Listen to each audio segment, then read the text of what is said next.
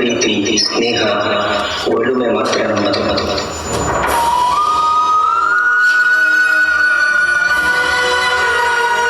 ನಿಮ್ಮ ಜೊತೆ ಕಳೆದ ಪ್ರತಿ ಕ್ಷಣವೂ ಅಮರ. ನಿಮ್ಮ ಚೇತನ ನಮ್ಮೊಂದಿಗೆ ಸದಾ ಜೀವಂತ.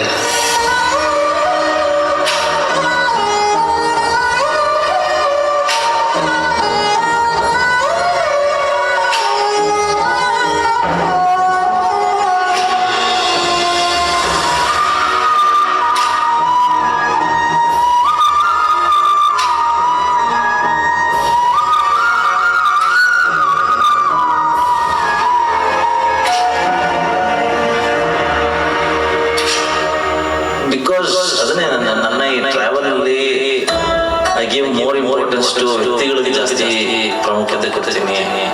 ಆ ಪ್ರೀತಿ ಪ್ರಾಮುಖ್ಯತೆ ಕೊಡ್ತೀನಿ.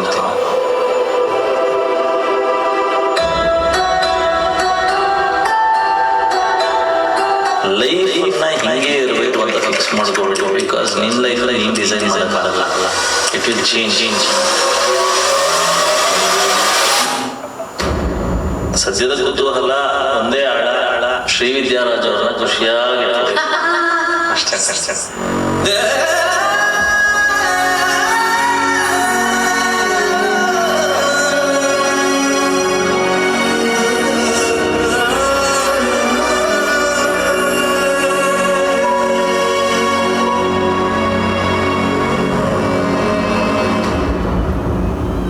ಎಲ್ಲರಿಗೂ ನಮಸ್ಕಾರ. ಇಂಥದ್ದೊಂದು ಕಾರ್ಯಕ್ರಮ ನಡಿಬಾರ್ದು. ಈ ಕರ್ನಾಟಕ ಪ್ರೊಡ್ಯೂಸರ್ ಅಸೋಸಿಯೇಷನನ್ನು ಹುಟ್ಟುಹಾಕಿದ್ದೆ ದಿಲೀಪ್ ಅವರು. ಅಂದರೆ ಇದರಲ್ಲಿ ನಾವು ಸಾಕಷ್ಟು ಕಾರ್ಯಕ್ರಮ ಬೇರೆ ಬೇರೆ ಥರದ್ದು ಮಾಡಬೇಕು, ಸೆಲೆಬ್ರೇಷನ್ ಮಾಡಬೇಕು, ಏನೇನೋ ಯೋಚನೆಗಳಿದ್ವು. ಬಟ್ ಈ ಥರದ್ದೊಂದು ಕಾರ್ಯಕ್ರಮ ಆಗುತ್ತಂತ ನಾವು ಅಂದ್ಕೊಂಡಿರಲಿಲ್ಲ. ಎಲ್ಲ ಚಾನಲಿನವ್ರು ಬಂದಿದ್ದೀರಿ, ನಿರ್ಮಾಪಕರು, ನಟರು, ತಂತ್ರಜ್ಞರು ಎಲ್ಲರೂ ಬಂದಿದ್ದೀರಿ. ದಿಲೀಪ್ ಅವರು ಒಂಥರ ಅಜಾತ ಶತ್ರು. ಅಂದರೆ ಅವರು ಇನ್ನೊಮ್ಮೆ ಹುಟ್ಟಿ ಬರಬೇಕು, ಇನ್ನೊಮ್ಮೆ ಅವರ ನಟನೆಯನ್ನು ನಾವು ನೋಡಬೇಕು, ಇನ್ನೊಂದು ಸೀರಿಯಲ್ಲು, ಇನ್ನೊಂದು ಸಿನಿಮಾ ಅವರು ನಮ್ಮ ಜೊತೆಗೆ ಇರಬೇಕು ಅಂತ ಅನಿಸ್ತಿರುತ್ತೆ. ಇದ್ದಕ್ಕಿದ್ದ ಹಾಗೆ ಅವರು ನಮ್ಮಿಂದ ದೂರ ಆಗಿದ್ದು ಇವತ್ತಿಗೂ ನಮ್ಗೆ ಡೈಜೆಷನ್ ಮಾಡ್ಕೊಳಕ್ಕಾಗ್ತಾಯಿಲ್ಲ. ವಿದ್ಯಾಮಂಗೆ ಇಷ್ಟೇ ಹೇಳೋದು, ಎಲ್ಲ ನಿರ್ಮಾಪಕರು ನಿಮ್ಮ ಜೊತೆಗೆ ಇರ್ತೀವಮ್ಮ, ನೀವು ಮುನ್ನುಗ್ಗಿ ನಿಮ್ಮ ಏನು ದಿಲೀಪ್ ಅವ್ರ ಕನಸೇನಿದೆ ಅದನ್ನು ಮುಂದುವರ್ಸ್ಕೊಂಡು ಹೋಗಿ. ನೀವೆಲ್ಲ ಕಾರ್ಯಕ್ರಮಕ್ಕೆ ಈ ದಿನ ಬಂದಿದ್ದಕ್ಕೆ, ದಿಲೀಪ್ ಅವ್ರಿಗೆ ನಮನ ಸಲ್ಲಿಸ್ತಿರೋದಕ್ಕೆ ಧನ್ಯವಾದಗಳು. ಎಲ್ರಿಗೂ ನಮಸ್ಕಾರ. ಮನಸ್ಸು ತುಂಬ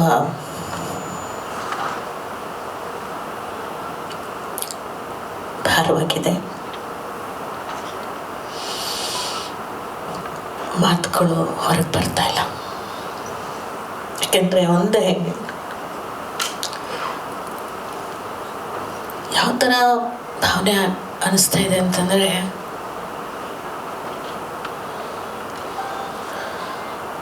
ನಮ್ಮ ಮನೆಗಳಲ್ಲೂ ಇದೇ ವಯಸ್ಸಿನ ಮಕ್ಕಳಿದ್ದಾವೆ. ಯಾವಾಗೂ ಹೇಳ್ತೀವಿ, ನನಗೆ ಮಣ್ಣು ಕೊಡೋ ಬದಲು ನೀನು ಹೊಟ್ಟೋದೇನಪ್ಪ. ತಂದೆ ತಾಯಿಗರು ಹೆತ್ತ ಮಕ್ಕಳಿಗೆ ಮಣ್ಣು ಕೊಡೋದು ಅಂದರೆ ಎಷ್ಟು ದುಃಖದ ಸಂಗತಿನೋ, ಹಾಗೆ ನಮ್ಮ ಇಂಡಸ್ಟ್ರಿಯಲ್ಲಿ ಇಷ್ಟು ಚಿಕ್ಕ ಚಿಕ್ಕ ಹುಡುಗರು ಸಣ್ಣ ವಯಸ್ಸೆಲ್ಲ ಹೋಗ್ತಾ ಇರೋದು ಅಷ್ಟೇ ನೋವನ್ನು ಇವತ್ತು ಕೊಡ್ತಾ ಇದೆ ನಮಗೆ. ಸೊ ಹಾಗಾಗಿ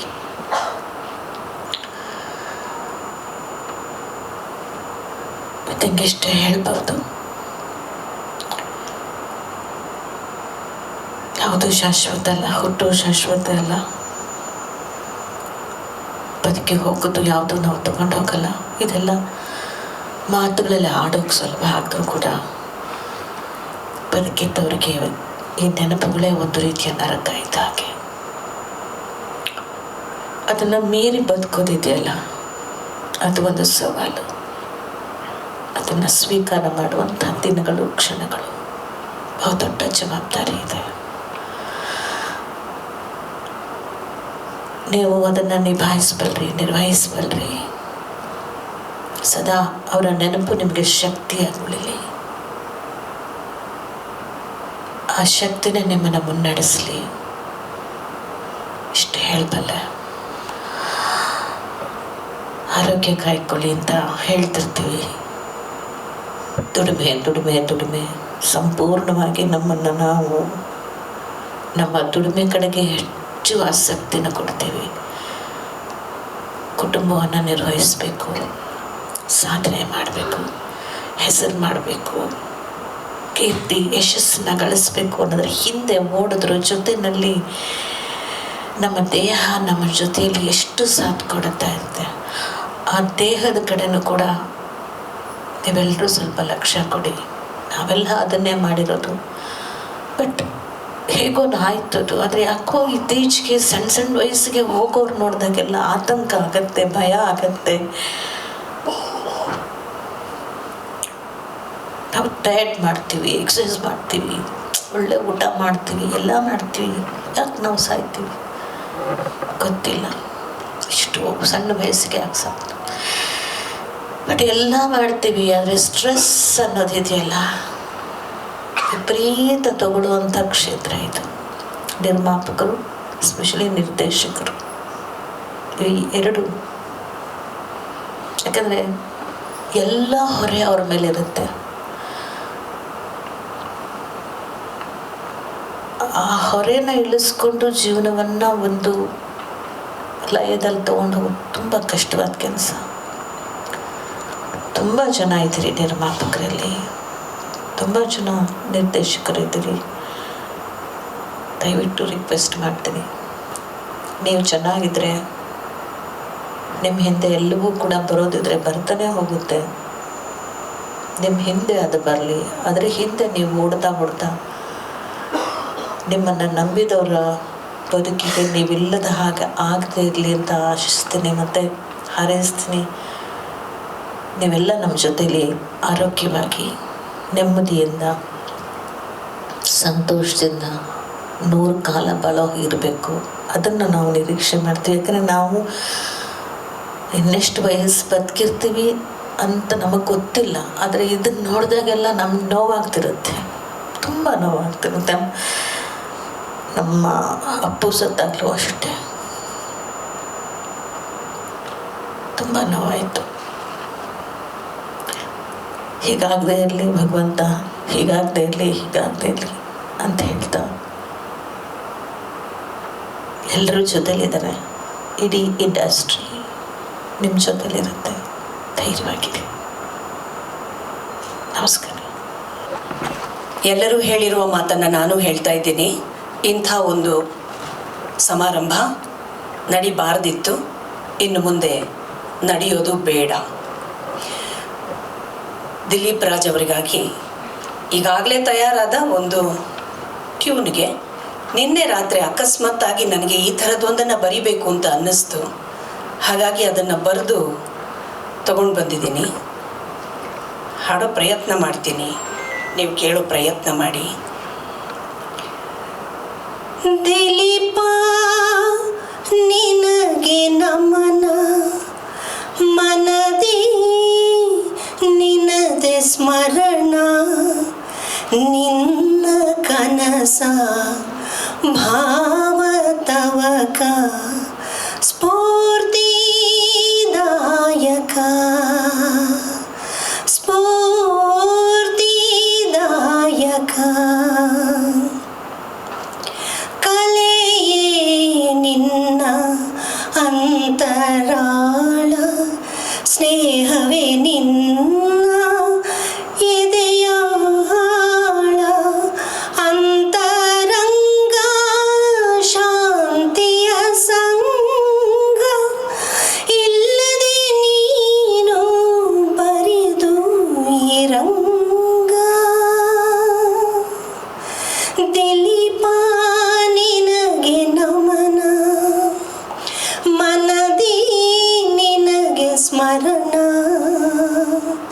ನಿನ್ನ ಕನಸ ಭಾವ ತವಕ ಸ್ಫೂರ್ತಿದಾಯಕ ಸ್ಫೂರ್ತಿದಾಯಕ.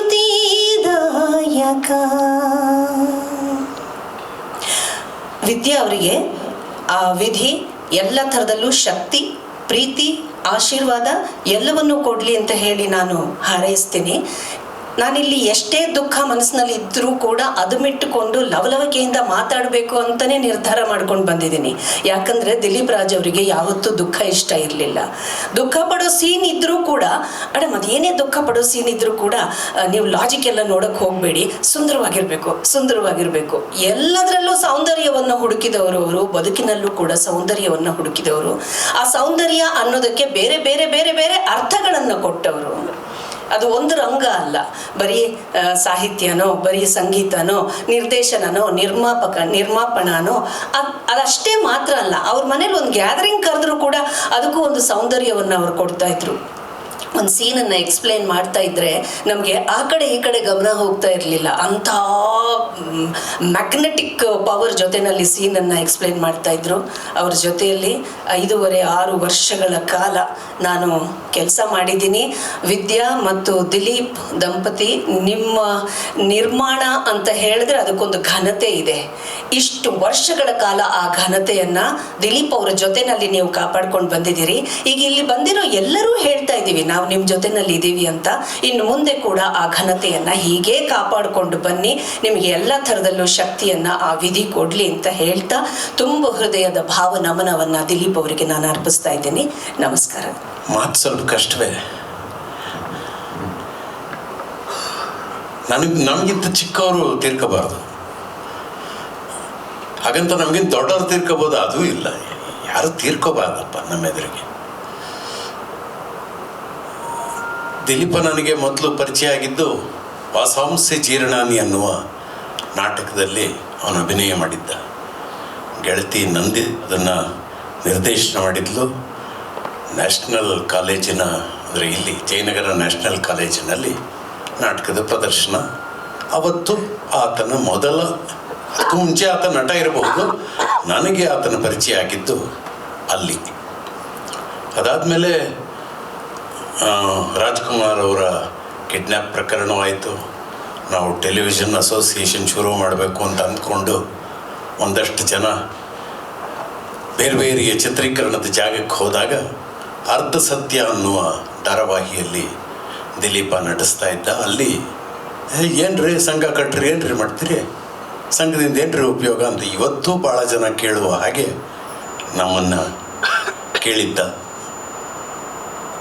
ಯಾವ ಉತ್ತರ ಕೊಡಬೇಕು ಅನ್ನುವುದು ಆಗಲೂ ಗೊತ್ತಿದೆ, ಈಗಲೂ ಗೊತ್ತಿಲ್ಲ.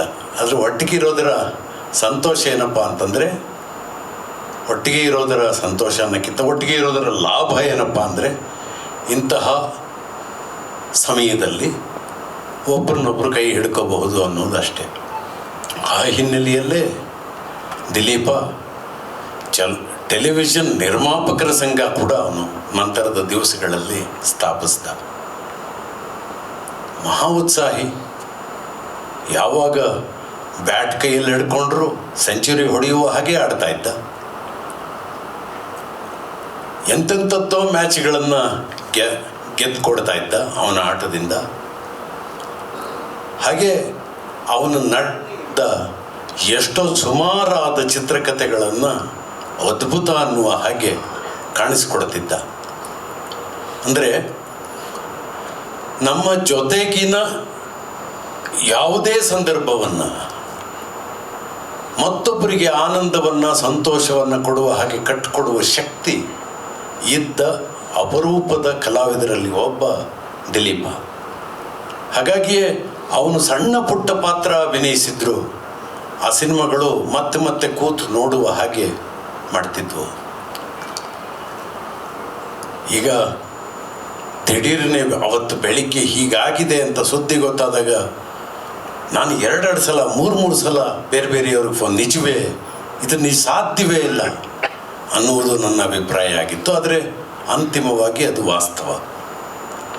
ಹುಟ್ಟಿದ್ದೆಲ್ಲವೂ ಒಂದಲ್ಲ ಒಂದಿನ ಒಂದು ಕೊನೆಯನ್ನು ಮುಟ್ಟಬೇಕು. ಹಾಗೆ ನಾನು ಹೇಳೋದಿಷ್ಟೇ, ಸ್ವಲ್ಪ ಮುಂಚೆ ಹೋಗಿದ್ದೀಯ ದಿಲೀಪ, ನಮಗೂ ಅಲ್ಲೊಂದು ಖರ್ಚೀಫ್ ಹಾಕಿಟ್ಕೊಂಡ್ರು ನಿನ್ನ ಪಕ್ಕದ ಕುರ್ಚಿಯಲ್ಲಿ, ನಾವು ಬರ್ತೀವಿ ಯಾವಾಗಲೂ. ಆದರೆ ನೀನು ಏನು ಉತ್ಸಾಹವನ್ನು ಉಳಿಸಿ ಹೋಗಿದ್ದೀಯ, ಆ ಉತ್ಸಾಹದ ಜೊತೆಗೆ ನಾವು ಇಲ್ಲಿರೋ ತನಕ ಏನೇನು ಕೆಲಸ ಮಾಡಬಹುದೋ ಮಾಡೋಣ. ವಿದ್ಯಾಗಾಗಲಿ ಅವ್ರ ಮಕ್ಕಳಿಗಾಗಲಿ ಏನೇನು ರೀತಿಯ ನಮ್ಮ ಕೈಲಿ ಏನೇನಾಗಬಹುದು ಸಹಾಯ, ಆ ಸಹಾಯವನ್ನು ಖಂಡಿತವಾಗಿ ಮಾಡ್ತಾ ಕೈ ಕೈ ಹಿಡಿದು ಜೊತೆಯಲ್ಲಿ ಸಾಗೋಣ. ಏನೇನೋ ಇರುತ್ತೆ ಭಿನ್ನಾಭಿಪ್ರಾಯಗಳು, ಆ ಭಿನ್ನಾಭಿಪ್ರಾಯಗಳನ್ನು ಮೀರಿ ನಾವೆಲ್ಲರೂ ಸದಾಕಾಲ ಕೈ ಕೈ ಹಿಡಿದು ಜೊತೆಯಲ್ಲಿ ಸಾಗಬೇಕಾದ್ದು ಇವತ್ತಿನ ದೊಡ್ಡ ಅಗತ್ಯ. ಅದು ಒಂತರಹದ ಟೆಲಿವಿಷನ್ ಅನ್ನುವುದು ಯಾವ ಹಂತವನ್ನು ಮುಟ್ಟಿತ್ತೋ ಆ ಹಂತದಿಂದ ಕೆಳಗೆ ಬರುವ ಹಾಗೆ ಕೈಯಲ್ಲೇ ಟೆಲಿವಿಷನ್ ಬಂದ್ಬಿಟ್ಟಿರೋದ್ರಿಂದ ಇನ್ನು 7 ಗಂಟೆಗೆ ಅಂತ ಕತೆ ಮಾಡ್ತಾಯಿದ್ವಿ, 8 ಗಂಟೆಗೆ ಅಂತ ಕತೆ ಮಾಡ್ತಿದ್ವಿ. ಈಗ ಹಂಗಿಲ್ವೇ ಇಲ್ಲ. ಯಾವಾಗ ನೋಡ್ತಾನೋ ಅವನು, ಯಾವಾಗಲೂ ಅವನಿಗೆ ಬೇಕಾದಾಗ ಅವನ ಬೆರಳು ತುದಿಯಲ್ಲಿ ಒಂದು ಕತೆ ಕಾಣಿಸ್ಬೇಕಾದ್ರೆ ಕತೆ ಕಟ್ಟುವ ಕ್ರಮ ಬದಲಾಗಿದೆ. ಅದರಿಂದಾಗಿ ಕಥೆಯನ್ನು ತೆರೆಗೆ ತರುವುದಕ್ಕೆ ಮಾಡಬೇಕಾದ ಸಿದ್ಧತೆ ಬದಲಾಗಿದೆ. ಅದರ ಒತ್ತಡಗಳು ಅಷ್ಟೇ ದೊಡ್ಡದಾಗಿ ಬದಲಾಗಿದೆ. ಈ ತರಹದ ಒಂದು ಸ್ಥಿತಿಯಲ್ಲಿ ನನ್ನ ಎದುರಿಗೆ ಎಷ್ಟು ಜನ ಇದ್ದಾರೆ ಈ ಕಥೆಯನ್ನು ಮಾಡ್ತಾ ಅದರ ಟೆನ್ಷನನ್ನು ಹೊತ್ಕೊಂಡು ಓಡಾಡ್ತಾ ಇರುವ ಎಲ್ಲರ ಮುಖಗಳನ್ನು ನೋಡಿದಾಗ ನಿಜವಾಗ್ಲೂ ಒಂಥರಹ ಗಾಬರಿಯೇ ಆಗ್ತದೆ. ನೀವು ಈಸ್ತಾ ಇರೋ ಸಮುದ್ರ ಸುಲಭವಾಗಿಲ್ಲ, ನಾನು ಅದೇ ಸಮುದ್ರದಲ್ಲಿ ಈಸ್ತಾ ಇದ್ದೇನೆ. ನಾವೆಲ್ಲರೂ ಒಟ್ಟಿಗೆ ಕೈ ಕೈ ಹಿಡಿದು ಈ ಸಮುದ್ರವನ್ನು ಈಸೋಣ. ಹಾಗೆ ದಿಲೀಪನ ಕನಸುಗಳೇನಿತ್ತೋ ಆ ಕನಸುಗಳನ್ನು ಪೂರೈಸುವ ಪ್ರಯತ್ನ ಮಾಡೋಣ. ಸಂಘಟನೆ ಅನ್ನುವುದು ಇದ್ದಾಗ, ಒಬ್ಬರನ್ನೊಬ್ಬರು ಕೈ ಹಿಡ್ಕೊಂಡು ನಡೆದಾಗ ಮಾತ್ರ ಒಂದು ಸಮಾಜ ಹೆಚ್ಚು ಆರೋಗ್ಯಕರವಾಗಿರೋದಕ್ಕೆ ಸಾಧ್ಯ. ಏನೋ ಒಂದು ಸಣ್ಣ ನೋವಾಗ್ತಿದೆ ಅಂದರೆ ಪಕ್ಕದಲ್ಲಿ ಇರುವ ಒಬ್ಬನಿಗೆ ಹೇಳಿದ್ರೆ ಅದು ಪ್ರತಿಧ್ವನಿಯ ಹಾಗೆ ಎಲ್ರಿಗೂ ತಲುಪಿ ಅವಳ ಆಕೆಯ ಆತನ ನೋವು ಇಡೀ ಸಂಘಕ್ಕೆ ಗೊತ್ತಾಗಿ ಇಡೀ ಸಂಘ ಅವರ ಜೊತೆಗೆ ನಿಲ್ಲುವ ಹಾಗಾಗಬೇಕು. ಆವಾಗ ನಾವು ಸಂಘಟನೆ ಅನ್ನೋದನ್ನು ಕಟ್ಟಿದ್ದು ಸಾರ್ಥಕವಾಗ್ತದೆ ಅಂತ ನಾನು ಅಂದ್ಕೊಂಡಿದ್ದೇನೆ. ಪ್ರಾಯಶಃ ಏನು ನಿರ್ಮಾಪಕರ ಸಂಘದಿಂದ ಈ ಕಾರ್ಯಕ್ರಮ ಆಯೋಜನೆಯಾಗಿದೆ ಅದನ್ನು ಮೀರಿ ಇದು ಒಟ್ಟಾರೆಯಾಗಿ ಎಲ್ಲ ಕಲಾವಿದರು ಸೇರಿ, ಎಲ್ಲ ತಂತ್ರಜ್ಞರು ಸೇರಿ, ಎಲ್ಲ ಬರಹಗಾರರು ಸೇರಿ, ಎಲ್ಲ ಕ್ರಿಯಾಶೀಲರು ಸೇರಿ ನಡೆಸ್ತಾ ಇರುವಂಥದ್ದು ಅಂತಲೇ ನಾನು ಅಂದ್ಕೊಂಡಿದ್ದೇನೆ. ಇದು ನಮಗೆ ನಾವು ಮಾತಾಡಿಕೊಳ್ಬೇಕಾದ ಕಾಲ. ನಾವು ಯಾವ ರೀತಿಯ ಒತ್ತಡದಲ್ಲಿದ್ದೀವಿ ಆ ಒತ್ತಡದಿಂದ ಬಿಡಿಸ್ಕೊಂಡು ಈಸುವುದನ್ನು ಕಲಿಬೇಕಾದ ಕಾಲ. ದಿಲೀಪ ಸಿಕ್ಕಾಗೆಲ್ಲ ನಗ್ತಾ ಇದ್ದ, ಸಿಕ್ಕಾಗೆಲ್ಲ ಅವನು ಜೋಕ್ ಮಾಡ್ತಿದ್ದ. ಅವನಿಗೆ ಎಂಥದ್ದೇ ಟೆನ್ಷನ್ ಇರಲಿ, ಅವನ ಚಿತ್ರೀಕರಣ ಆ ಕಡೆ ದೊಡ್ಡ ಮನೆಯಲ್ಲಿ ಒಂದು ದೊಡ್ಡ ಮನೆಯಲ್ಲಿ ಆಗ್ತಿರ್ತಿತ್ತು, ಈ ಕಡೆ ಇನ್ನೊಂದು ದೊಡ್ಡ ಮನೆಯಲ್ಲಿ ನಮ್ಮದೇ ಇನ್ನೊಂದು ಯಾವುದೋ ಸಿನಿಮಾ ಚಿತ್ರೀಕರಣ ಆಗ್ತಿತ್ತು. ಇಬ್ಬರು ಭೇಟಿ ಆಗ್ತಿದ್ವಿ. ಅದೇ ಬೆಂಗಳೂರಿಂದ ಆಚೆ. ಈ ಮೊದಲಾದ್ರೆ ಚಿತ್ರೀಕರಣ ಬೆಂಗಳೂರಿನ ದಕ್ಷಿಣ ಭಾಗದ ಯಾವುದೋ ಪುಟ್ಟ ಮನೆಗಳಲ್ಲಾಗೋದು. ಈಗ ಎಲ್ಲವೂ ಆಚೆ ದೂರ. ಅಲ್ಲಿ ಸಿಕ್ಕಾಗಲೂ ಅವನು ಅಷ್ಟೇ ನಗ್ತಾ ಮಾತಾಡ್ತಿದ್ದ. ಅವನಿಗೆ ಅಷ್ಟೊಂದು ಬಿಳಿ ಕೂದಲಾಗಿದೆ ಅನ್ನೋದೇ ಗೊತ್ತಾಗದಷ್ಟು ಸುಂದರವಾಗಿದ್ದ. ಈಗ ಯಾವಲ್ಲ ಒಂದೆರಡು ಫೋಟೋ ನೋಡಿದ್ರೆ ಆಶ್ಚರ್ಯ ಆಗುತ್ತೆ. ಹೌದಾ, ಹಿಂಗಿದ್ನ ದಿಲೀಪ, ನನಗಿದು ಕಾಣಿಸೇ ಇರಲಿಲ್ವಲ್ಲ. ಸುಂದರವಾಗಿದ್ದ, ಅಷ್ಟು ಸುಂದರವಾಗಿದ್ದ, ಅಷ್ಟೊಂದು ಸ್ಪೋರ್ಟ್ಸ್ ಮಾಡ್ತಾ ಇದ್ದ, ಆಗ ಕೆಲಸ ಮಾಡ್ತಿದ್ದವನು, ಜಿಮ್ ಮಾಡ್ತಿದ್ದವನು, ಸದಾ ನಗ್ತಾ ಇದ್ದವನು. ಇವತ್ತಿಲ್ಲ ನಮ್ಮ ಜೊತೆಗೆ, ಅದು ವಾಸ್ತವ. ಈ ವಾಸ್ತವವನ್ನು ಒಪ್ಪಿಕೊಂಡು ನಮ್ಮ ನಾಳೆಗಳನ್ನು ಸಂಕಟಗಳಿಗೆ ದೊಡ್ಡದೆ ಸಂತೋಷದ ಕಡೆಗೆ ಕರ್ಕೊಂಡು ಹೋಗುವ ಪ್ರಯತ್ನ ಮಾಡೋಣ ಅಂತ ಹೇಳ್ತಾ, ದಿಲೀಪನಿಗಾಗಿ ನಾವೆಲ್ಲ ಏನೇನೆಲ್ಲ ಮಾಡಬಹುದೋ ಅದೆಲ್ಲವನ್ನು ಮಾಡೋಣ ಅಂತ ಹೇಳ್ತಾ ಮಾತುಗಳನ್ನು ಮುಗಿಸ್ತೀನಿ. ನಮಸ್ಕಾರ. ಎಲ್ರಿಗೂ ನಮಸ್ಕಾರ.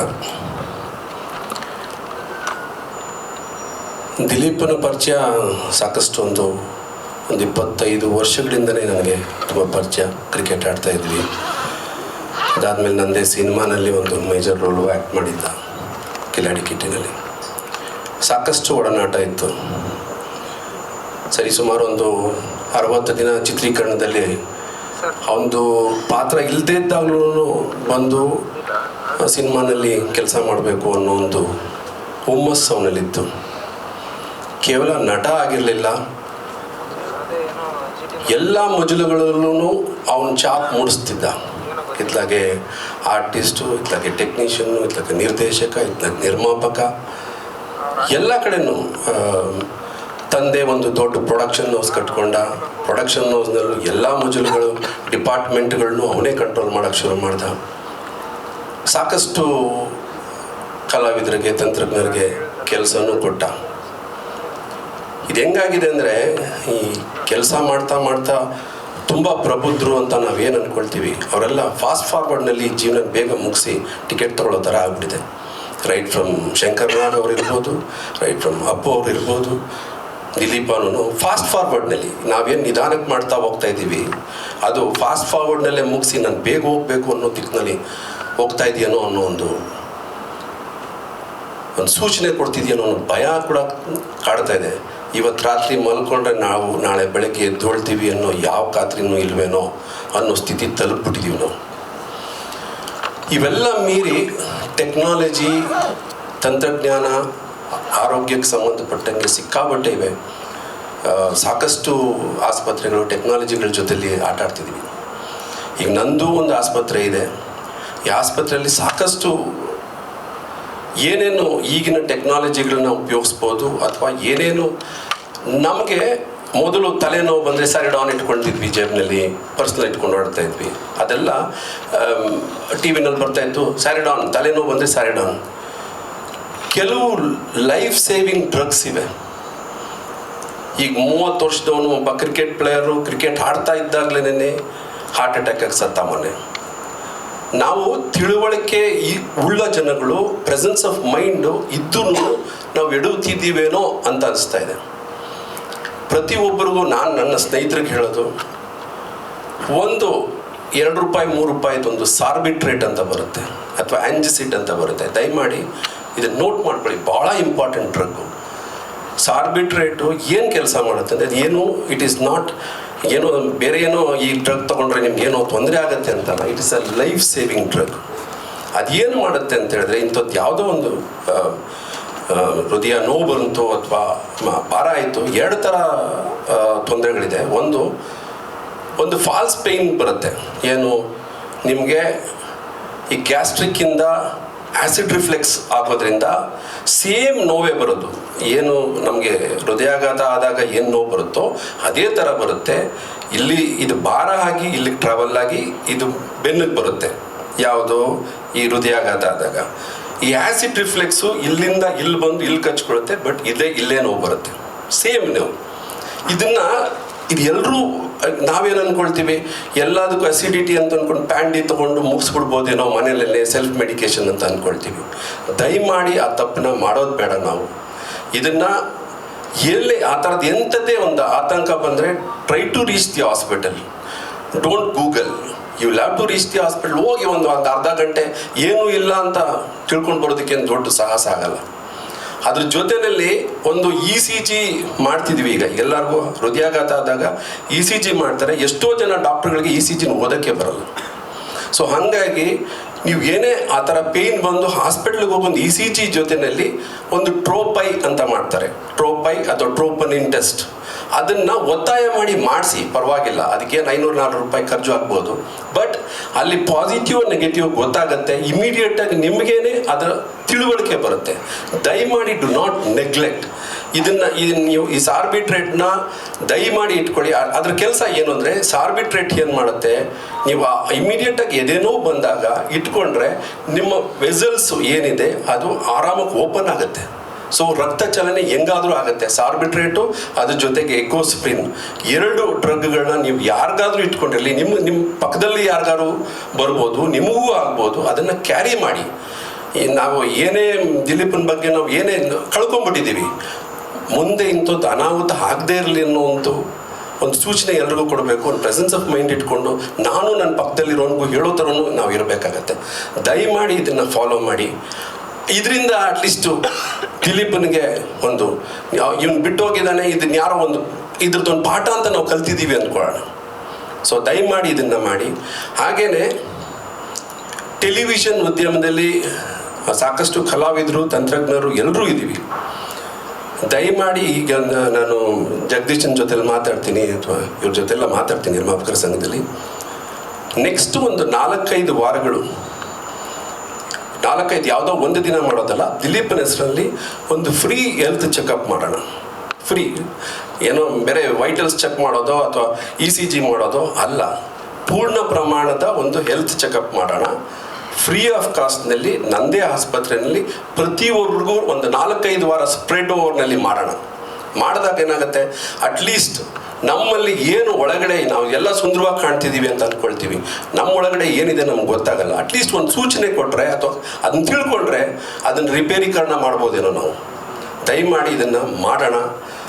ಇನ್ನು ಕಳ್ಕೊಂಡಿದ್ದೀವಿ, ಕಳ್ಕೊಂಡಾದ್ಮೇಲೆ ಏನೂ ಸಿಗಲ್ಲ. At the same time Vidya she is very strong. ನಾನು ಸಾಕಷ್ಟು ಸರ್ತಿ ಹೇಳಿದ್ದೀನಿ, she is a very strong woman. ನಿಜವಾಗ್ಲೂ ದಿಲೀಪನ ಒಂದು ಭಾಗ ಆದರೆ ಇನ್ನೊಂದು ಭಾಗದಲ್ಲಿ ವ್ಯಾಪಾರನ ಎಳ್ಕೊಂಡು ಹೋಗ್ತಾ ಇದ್ದಿದ್ದು ವಿದ್ಯಾ. ಯಾಕೆಂದರೆ ನಾನು ತುಂಬ ಹತ್ರದಿಂದ ನೋಡಿದ್ದೀನಿ. She is a very strong woman. ನೀವು ಇದನ್ನು ಏನು ಸಂಸ್ಥೆ ಅವ್ನು ಕನಸು ಕಟ್ಟಿದ್ನೋ ಅದು ಮುಂದುವರಿಸ್ಕೊಂಡು ಹೋಗಿ, ನಾವು ನಿಮ್ಮ ಜೊತೇಲಿ ಇದ್ದೇ ಇರ್ತೀವಿ. ನಾವು ಏನೇ ಹೇಳಿದ್ರು ಅವನು ಹೋಗ್ಬಿಟ್ಟ ನಿಮ್ಮ ಜೊತೇಲಿ ಇರ್ತೀವಿ ಅನ್ನೋದು ಎಲ್ಲರೂ ಹೇಳ್ತೀವಿ. ಕೊನೆಗೆ ನೋವಿರೋದು 4 ಜನಕ್ಕೆ ಮನೆಯಲ್ಲಿ, ಅವರೇ ಅಂತಿಮವಾಗಿ ಉಳ್ಕೊಳ್ಳೋದು. ನಾವೇನೇ ಹೇಳಿದ್ರು ನಾವು ಜೊತೇಲಿ ಇರ್ತೀವಿ, ಏನು ಮಾಡ್ಬೋದು ಅದು ಮಾಡ್ತೀವಿ, ನೀವು ಮುಂದುವರಿಸ್ಕೊಂಡು ಹೋಗ್ಬೋದು. ಇಷ್ಟು ಹೇಳಿ ನಾನು ಮಾತು ಮುಗಿಸ್ತೀನಿ. ದಯಮಾಡಿ ಈ 2-3 ಡ್ರಗ್ಸ್ ಏನಿದೆ ಅದನ್ನು ಖಂಡಿತವಾಗ್ಲೂ ನೀವು ಇಟ್ಕೊಂಡಿರಲೇಬೇಕು. ಒಂದು ಸಾರ್ಬಿಟ್ರೇಟು, ಇನ್ನೊಂದು ಎಕೋಸ್ಪ್ರಿನ್ನು ಇಟ್ಕೊಳ್ಳಿ. ನಿಮ್ಗಾಗ್ತಿಲ್ಲ ಅಂದರೆ ಬೇರೆ ಇನ್ಯಾರಿಗೂ ಆದಾಗಲಾದರೂ ಕೊಡೋದಕ್ಕಾದ್ರೂ ಅನುಕೂಲ ಆಗುತ್ತೆ. ಈ ಫ್ರೀ ಹೆಲ್ತ್ ಕ್ಯಾಂಪ್ನ ನಾವೆಲ್ಲ ಸೇರಿ ಒಂದು ರೂಪುರೇಷೆ ಮಾಡಿಬಿಟ್ಟು 4-5 ವಾರ ಕಂಟಿನ್ಯೂಸ್ ಆಗಿ ಮಾಡೋಣ. ಮಾಡಿ ಏನಾದರೂ ತೊಂದರೆ ಇದೆ ರಿಪೇರಿ ಮಾಡಿಸ್ಕೊಳ್ಳೋಣ. Thank you. ಎಲ್ಲರಿಗೂ ನಮಸ್ಕಾರ. ನನಗೆ ಅವನಿಗೆ ನಮನ ಸಲ್ಲಿಸೋದಕ್ಕೆ ಇಷ್ಟ ಇಲ್ಲ, ಯಾಕೆಂದರೆ ಅವನಿಲ್ಲ ಅಂತ ನಾನು ಒಪ್ಕೊಳ್ಳೋಕ್ಕೆ ಸಾಧ್ಯನೇ ಇಲ್ಲ. ಅವನು ನನಗೆ ಬರೀ ಫ್ರೆಂಡ್ ಅಷ್ಟೇ ಅಲ್ಲ, ಏನೇನು ಅಂತ ಹೇಳೋಕ್ಕೆ ಸಾಧ್ಯವಾಗದೇ ಇರೋಷ್ಟು ಜಾಗಗಳನ್ನು ತುಂಬಿರುವಂಥ ಒಬ್ಬ ವ್ಯಕ್ತಿ. ಅವನ ಬಗ್ಗೆ ಅಂದರೆ ಒಂದು ಮಾತಲ್ಲಿ ಹೇಳಬೇಕು, ನನಗೆ ನಮ್ಮ ತಾಯಿ ಜನ್ಮ ಕೊಟ್ಟ ನಂತರ ಧಿಮಾಕು ಅನ್ನೋ ಚಿತ್ರದ ಮುಖಾಂತರ ಒಂದು ಪುನರ್ಜನ್ಮ ಕೊಟ್ಟರೆ, ನನ್ನನ್ನು ನಿರ್ದೇಶಕನನ್ನಾಗಿ ಮಾಡಿ ಮರುಜನ್ಮ ಕೊಟ್ಟಿದ್ದು ದಿಲೀಪು. ಸೊ ಹಾಗಾಗಿ ಅವನಿಗೆ ಏನೋ ಥ್ಯಾಂಕ್ಸ್ ಹೇಳೋಕ್ಕಾಗಲ್ಲ ಅಥವಾ ಅವನ್ನ ಏನೂ ಹೇಳೋಕ್ಕಾಗಲ್ಲ. ಅಂತಹ ಒಂದು ಮೇರು ವ್ಯಕ್ತಿತ್ವ, ಎಷ್ಟು ಮೇರು ವ್ಯಕ್ತಿತ್ವ ಅನ್ನೋದು ನಿಮಗೆಲ್ಲರಿಗೂ ಗೊತ್ತಿದೆ.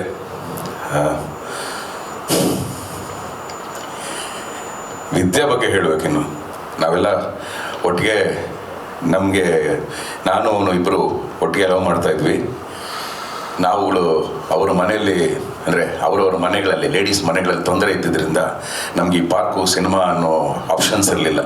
ಸೊ ನಮ್ಮ ಕಾಮನ್ ಫ್ರೆಂಡ್ ಮನೆಯಲ್ಲೇ ಮೀಟ್ ಮಾಡ್ತಾಯಿದ್ವಿ, ಒಟ್ಟಿಗೆ ಮೀಟ್ ಮಾಡ್ತಾಯಿದ್ವಿ. ಅವ್ನಿಗದೇನೋ ಗೊತ್ತಿಲ್ಲ, ಅಂದರೆ ನಾನು ಅವನು ಆ್ಯಕ್ಚುಲಿ ಆಪೋಸಿಟು. ಅವನು ನನ್ನ ಕಾಲು ಎಳೆಯೋದು ಅಂದರೆ ಅದೇನೋ ಬಲೆಯ ಖುಷಿ ಅವನಿಗೆ. ಯಾವಾಗಲೂ ಅಂದರೆ ಓಕೆ ಇವಾಗ ಸರಿ ಹೋಗ್ತಾನೆ, ಕಾಲೇಜ್ ಮುಗೀತು, ಓಕೆ ಇಷ್ಟು ದಿವಸ ಕಾಲು ಎಳಿತಾ ಇದ್ದ, ಮದುವೆ ಆದ್ಮೇಲೆ ಸರಿ ಹೋಗ್ತಾನೆ, ಮಕ್ಕಳಾದ್ಮೇಲೆ ಸರಿ ಹೋಗ್ತಾನೆ, ದೊಡ್ಡ ನಿರ್ಮಾಪಕ ಆದ, ದೊಡ್ಡ ನಿರ್ದೇಶಕ ಆದ, ಎಷ್ಟೊಂದು ಸಾಧನೆ ಮಾಡ್ದ. ಈ ಕ್ಷಣಕ್ಕೂ ಡಬಾ ನನ್ನ ಮಗ ಅದೇ ಥರ ಕಾಲು ಎಳಿತಾನೆ, ಇರಿಟೇಟ್ ಮಾಡ್ತಾನೆ. ಇವತ್ತು ಅವನು ನನಗೆ ಇರಿಟೇಟ್ ಮಾಡೋದಕ್ಕೆ ಇಲ್ಲ. ಓಕೆ, ಲವ್ ಯು ಮಚ್ಚ, ಹಾಕಪ್ಪ.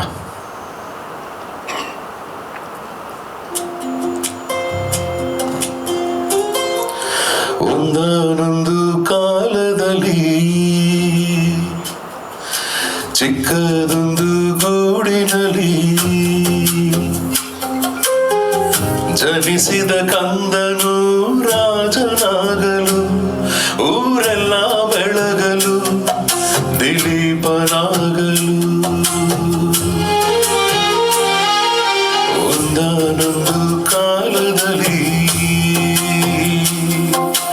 ಚಿಕ್ಕದೊಂದು ಗೂಡಿನಲ್ಲಿ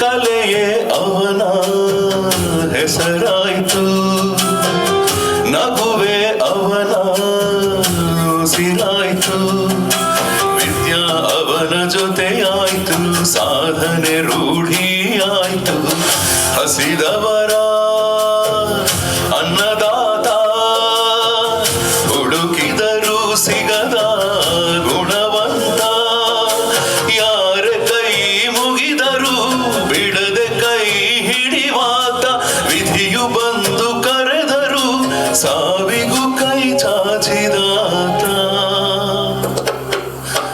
ಒಂದಾನೊಂದು ಕಾಲದಲ್ಲಿ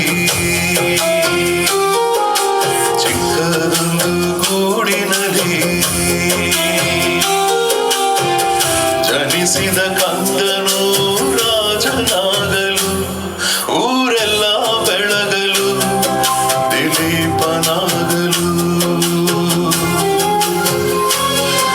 ದಿಲೀಪನಾಗಲು. ಸಾರಿ ದಿಲೀಪ್, ಇದು ಹಿಂಗೆಲ್ಲ ನಿಂತ್ಕೊಂಡು ಮಾತಾಡೋದು, ಇಲ್ಲಿ ನಿಮ್ಗೆ ಇಷ್ಟ ಅಂತ ಯಾವುದಾದ್ರು ಹಾಡು ಹೇಳೋದು ತುಂಬ ಕಷ್ಟ ಆಗುತ್ತೆ. ಯಾಕಂದರೆ ನಿಮ್ಮ ಮನೆ ಟೆರೆಸ್ ಮೇಲೆ ಕೂತ್ಕೊಂಡು ಅದೆಷ್ಟೋ ರಾತ್ರಿಗಳು ಬೆಳಗಾಗಿರೋ ಪರಿವೇನೂ ಇಲ್ಲದೆ ಜೊತೆಲಿ ಹಾಡಿದವ್ರು ನಾವು. ಯಾರಿಗೆ ಬೈಬೇಕು ಅಂತಲೂ ಗೊತ್ತಾಗಲ್ಲ, ಆ ದೇವ್ರಿಗೆ ಬೈಬೇಕು. ಯಾಕಂದರೆ ಯಾವುದೋ ಮನುಷ್ಯಂಗೇನೋ ಕೆಟ್ಟ ಅಭ್ಯಾಸ ಇರುತ್ತೆ ಅಥವಾ ಇನ್ನೇನೋ ಕಾಯಿಲೆ ಇರುತ್ತೆ, ನಮಗೊಂದು ನೆಪ ಸಿಗುತ್ತೆ ಅವಾಗ, ಸೊ ಹಿಂಗಾಯಿತು ಹೋಗ್ಬಿಟ್ಟ ಅಂತ. ಇದಕ್ಕೆ ಏನು ಹೇಳೋದು ಇದಕ್ಕೆ ಅಂದರೆ, ಕನ್ನಡ ಅಂತ ಬಂದರೆ ಅಷ್ಟು ಮುದ್ದಾಗಿ ಅಷ್ಟು ಸ್ಪಷ್ಟವಾಗಿ ಮಾತಾಡೋನು, ಅಭಿನಯ ಅಂತ ಬಂದರೆ ನಮಗೆಲ್ಲ ಹೊಟ್ಟೆ ಕಿಚ್ಚಾಗೋಷ್ಟು ಚೆನ್ನಾಗಿ ಆ್ಯಕ್ಟ್ ಮಾಡೋನು. ಆಮೇಲೆ ಜೀವನ ಅಂದರೆ ನಾ ಎಷ್ಟೋ ಸಲ ಹೇಳ್ತಾ ಇದ್ದೆ, ಆದರೆ ಬದುಕನ್ನು ಹೇಗೆ ಬದುಕಬೇಕು ಅಂತ ಫುಲ್ಲೆಸ್ಟ್ ಖುಷಿಯಾಗಿದ್ಕೊಂಡು, ಸೊ ಎಲ್ಲದರಲ್ಲೂ ಒಂಥರ ಪರ್ಫೆಕ್ಟ್ ಅನ್ನೋ ಥರ ಇದ್ದ ಮನುಷ್ಯ ಹೀಗೆ ದಿಢೀರಂತ ಎದ್ದು ಹೋಗ್ಬಿಟ್ರೆ ಗೊತ್ತಿಲ್ಲ. ಸಾರಿ ವಿದ್ಯಮ್ಮ, ನಾನು 2 ದಿನ ನಿಮ್ಮ ಮನೆ ಹತ್ರ ಬಂದು ಕಾರ್ ಹಂಗೆ ವಾಪಸ್ ತಿರ್ಸ್ಕೊಂಡು ಹೋದೆ. ನಾನು ಐ ಆಮ್ ಎಕ್ಸ್ಟ್ರೀಮ್ಲಿ ಸಾರಿ. ಅಂದರೆ ನಿಮ್ಮನ್ನು ಫೇಸ್ ಮಾಡೋ ಶಕ್ತಿ ಖಂಡಿತವಾಗ್ಲೂ ಇಲ್ಲ. ಆ ಶಕ್ತಿ ದೇವ್ರು ಕೊಟ್ಟ ದಿನ ನಾನು ಬರ್ತೀನಿ ನಿಮ್ಮ ಮನೆಗೆ. ಯಾಕಂದರೆ ನಮ್ಮ ಪ್ರೊಫೆಷನನ್ನು ಆಚೆಗಿಟ್ರೆ ಎಷ್ಟೋ ಸಲ ಏನೋ ಪರ್ಸ್ನಲ್ ವಿಷಯಗಳಿಗೆ ಬೇರೆ ವಿಷಯಗಳಿಗೆ ಬೇಜಾರಾದಾಗ ನಾನು ಆ ಮನೆಗೆ ಹೋಗಿ ಅಮ್ಮ ಹಾಕಿದ ತುತ್ತು ಊಟ ಮಾಡಿ ದಿಲೀಪ್ ಜೊತೆ ಕಾಲ ಕಳೆದು ಹಾಡಿ ನಕ್ಕು ಫ್ರೆಶ್ ಆಗಿ ಖುಷಿಯಾಗಿ ವಾಪಸ್ ಬರ್ತಾ ಇದ್ದಿದ್ದು ಮನೆ. ಅದು ನನಗೆ ಗೊತ್ತಿಲ್ಲ ಅಂದರೆ ಅಲ್ಲಿ ಹೋಗಿ ಏನು ಮಾತಾಡೋದು ಹೇಗೆ ಅಂತ. ನಾನು ಇತ್ತೀಚೆಗೆ ಅಂದರೆ ನಾನು ಬಹುಶಃ 2010 ಅಂದರೆ ಒಂದು 15-16 ವರ್ಷದಿಂದ ನಮ್ಮ ಸ್ನೇಹ ಅಥವಾ ಗೆಳೆತನ, ಫಸ್ಟು ನಾನು ಮಾಡ್ತಿದ್ದಂಥ ಒಂದು ಶೋಗೆ ಆ್ಯಂಕರ್ ಆಗಿ ಬಂದಿದ್ದು ದಿಲೀಪ್. ಅಲ್ಲಿಂದ ಅದರಲ್ಲೂ ಕಳೆದ 7-8 ವರ್ಷ 2019ರಿಂದ ಅಂತೂ ನಾವು ಅಂದರೆ ನಮ್ಮ ಮಧ್ಯೆ ಇದ್ದ ಪ್ರೊಫೆಷನ್ ನನಗೆ ಗೆರೆನೇ ಅಳಿಸೋಗ್ಬಿಟ್ಟಿತ್ತು. ಆ ಥರ ನಾವು ಒಬ್ರಿಗೊಬ್ರು ಬೆರೆತು ಬಿಟ್ಟಿದ್ವಿ. ಅಂದರೆ ಎಲ್ಲಿಂದ ಮಾತಾಡಬೇಕು, ಯಾವ ವಿಷಯ ಹೇಳಬೇಕು ಅಂತ ಗೊತ್ತಾಗಲ್ಲ, ಅಷ್ಟು ನೆನಪುಗಳನ್ನು ದಿಲೀಪ್ ಕೊಟ್ಟಿರೋದು. ನಾನು ರೀಸೆಂಟಾಗಿ ನನ್ನ ಇದ್ದ ಸಂಸ್ಥೆಯನ್ನು ಬಿಟ್ಟು ಇನ್ನೊಂದು ಕಡೆಗೆ ಹೋದೆ. ಅದಾದಮೇಲೆ ಅವಾಗಿವಾಗ ಫೋನ್ ಮಾಡೋದು ಮೆಸೇಜ್ ಮಾಡೋದು ಇರ್ತಾಯಿತ್ತು. ಒಂದಿನ ನನಗೆ ತುಂಬ ಬೇಜಾರಾಯಿತು. ನನಗೆ ಹೇಳಿದೆ ದಿಲೀಪ್ಗೆ, ಅಂದರೆ ನಿಮ್ಮನ್ನೆಲ್ಲ ಹುಡ್ಕೋ ಥರ ಆಗುತ್ತೆ ನನಗೆ ಇಲ್ಲಿ, ಅಂದರೆ ಸಡನ್ನಾಗಿ ಕಾಲ್ ಮಾಡೋ ಥರ ಆಗುತ್ತೆ, ನೀವು ಮೀಟಿಂಗಿಗೆ ಬಂದಿಲ್ಲ ಅನಿಸುತ್ತೆ ಅಂತ. ಅವಾಗೇನು ಜಾಸ್ತಿ ಮಾತಾಡಲಿಲ್ಲ. ರಾತ್ರಿ ಕಾಲ್ ಮಾಡಿ ಒಂದು ಸ್ವಲ್ಪ ಹೊತ್ತು ಮಾತಾಡಿದ್ವಿ. ಆಮೇಲೆ ಈಗಲೂ ಇಟ್ಕೊಂಡಿದ್ದೀನಿ, ಅದು ಯಾವತ್ತೂ ನನ್ನ ಜೊತೆ ಇರುತ್ತೆ. ಒಂದು ವಾಯ್ಸ್ ನೋಟ್ ಕಳಿಸಿದ್ದಾರೆ ನನಗೆ, ಅಂದರೆ ಒಂದೊಂದು ನಿಮಿಷ ಇರ್ಬೋದು, ಅಂದರೆ ಯಾವಾಗಲೂ ನಿಮ್ಮ ಜೊತೆ ಇರ್ತೀನಿ ಅನ್ನೋ ಥರ.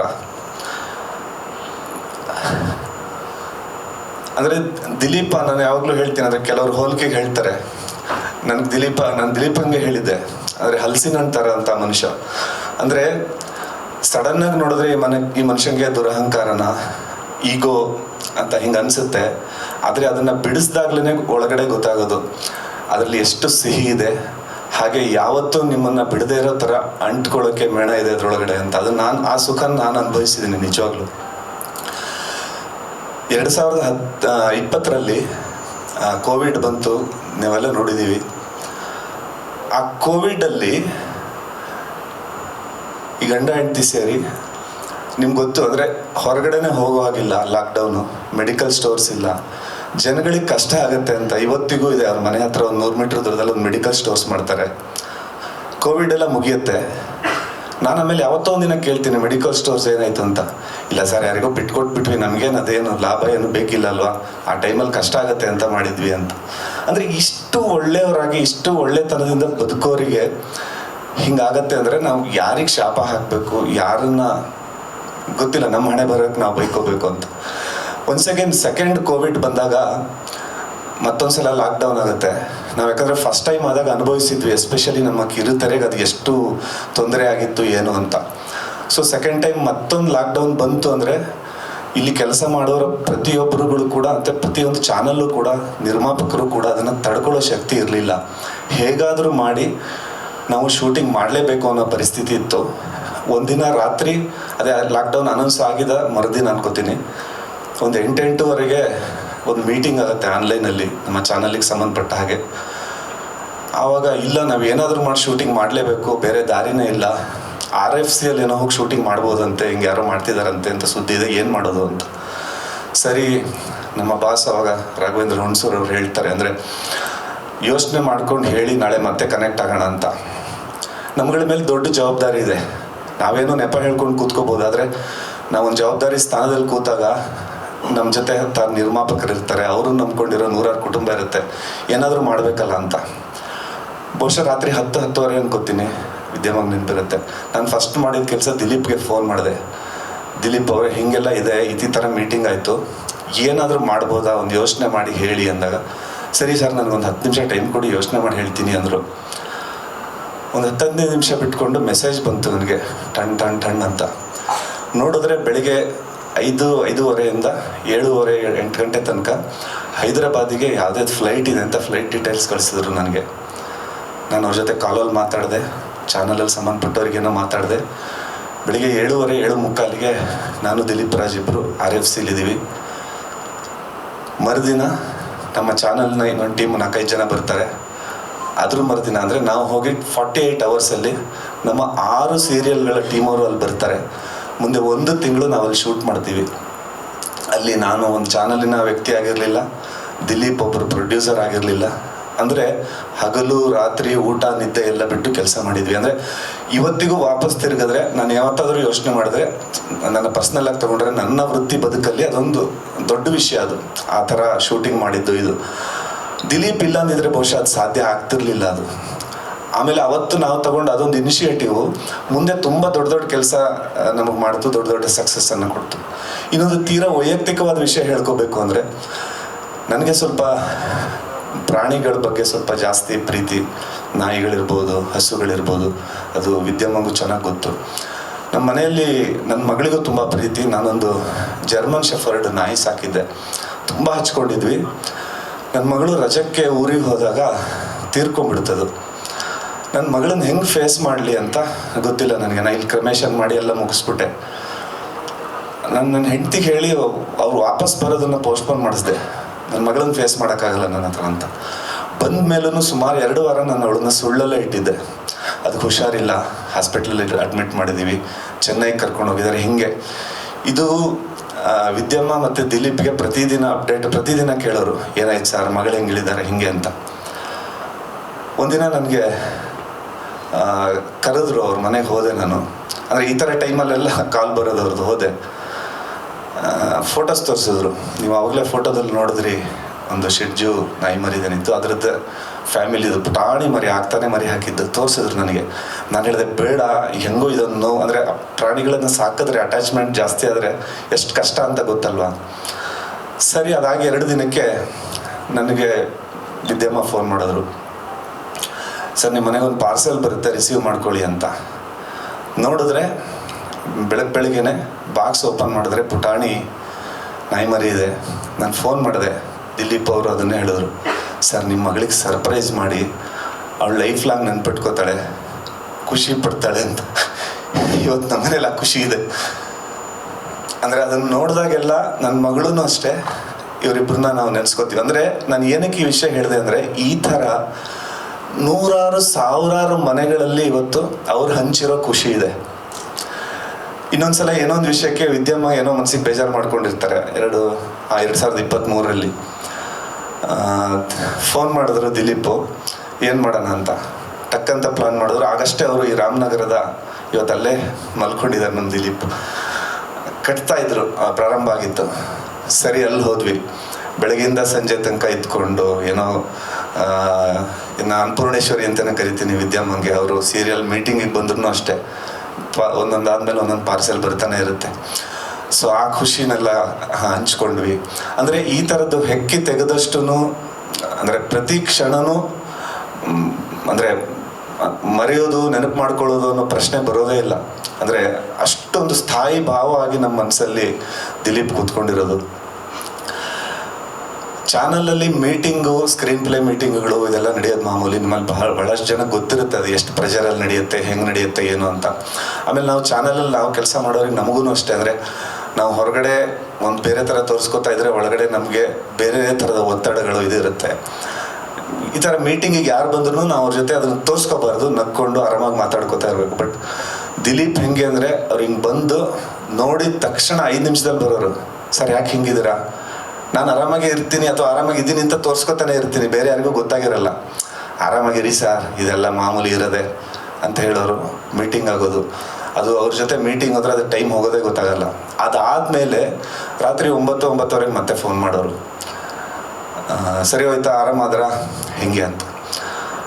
ಎಷ್ಟು ಸಲ ವಿ ಪುರಂ ಫುಡ್ ಸ್ಟ್ರೀಟ್ ಇರ್ಬೋದು, ಅವ್ರ ಮನೆಯ ಟೆರೇಸ್ಗಳಿರ್ಬೋದು, ಗೊತ್ತಿಲ್ಲ. ಅಂದರೆ ಇದು ಬಹುಶಃ ನನ್ನ ಜೀವನದಲ್ಲಿ ಅಂದರೆ ನನ್ನನ್ನು ಬಹುವಾಗಿ ಕದಲಿಸಿದ ಒಂದು ನಿರ್ಗಮನ ಇದು.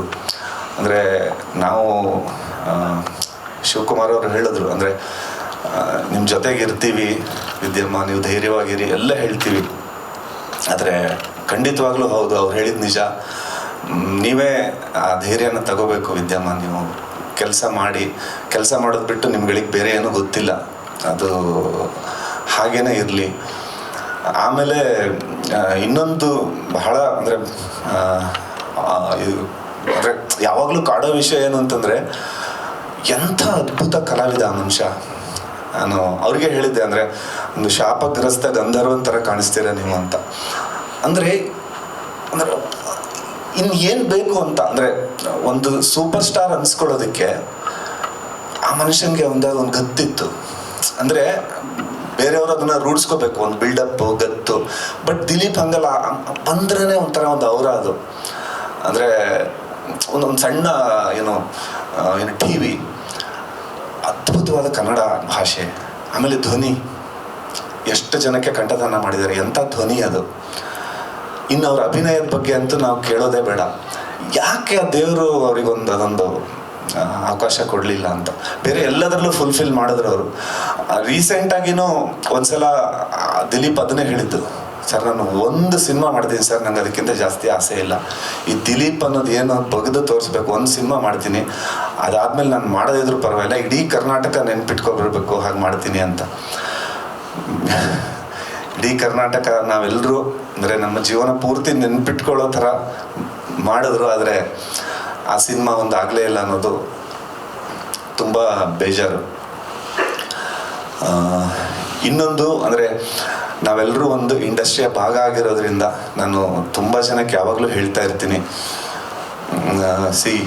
ನಾವೆಲ್ಲ ಬೇರೆ ಬೇರೆ ಚಾನಲ್ಲು, ಬೇರೆ ಬೇರೆ ಪ್ರೊಡಕ್ಷನ್ ಹೌಸು ಅಥವಾ ಬೇರೆ ಬೇರೆ ಧಾರಾವಾಹಿ ಇನ್ನೊಂದು ಅಂತ ಹರಿದು ಹಂಚಿ ಹೋಗಿರ್ತೀವಿ. ನಾವುಗಳೆಲ್ಲ ಕೂತ್ಕೊಳ್ಳೋ ಚೇರ್ ಬೇರೆ, ನಾವುಗಳೆಲ್ಲ ಹಾಕ್ಕೊಂಡಿರೋ ಹ್ಯಾಟ್ಗಳು ಬೇರೆ.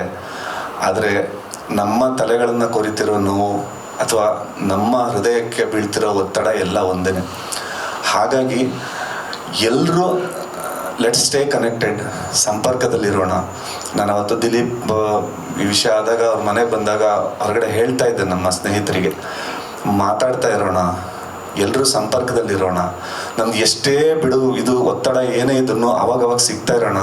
ಯಾಕಂದರೆ ನಾಳೆ ಯಾವತ್ತು ನೀವು ನನ್ನ ಮನೆ ಮುಂದೆ ಹಿಂಗೆ ಬಂದು ನಿಂತ್ಕೋತೀರಾ, ನಾನು ನಿಮ್ಮ ಮನೆ ಮುಂದೆ ಬಂದು ಹಿಂಗೆ ನಿಂತ್ಕೋತೀನಿ ಗೊತ್ತಿಲ್ಲ. ಹಾಗಾಗಿ ದಿಲೀಪ ಇದ್ದಿದ್ದೂ ಹಾಗೇನೆ, ನಕ್ಕೊಂಡು ಖುಷಿಯಾಗಿ. ನಾನು ಅವ್ರಿಗೆ ಫೋನ್ ಮಾಡಿದಾಗ ಫಸ್ಟ್ ಕೇಳಿದೆ, ಯಾವತ್ತು ಬಂದ್ರಿ ಗೋವಾದಿಂದ ಅಂತ.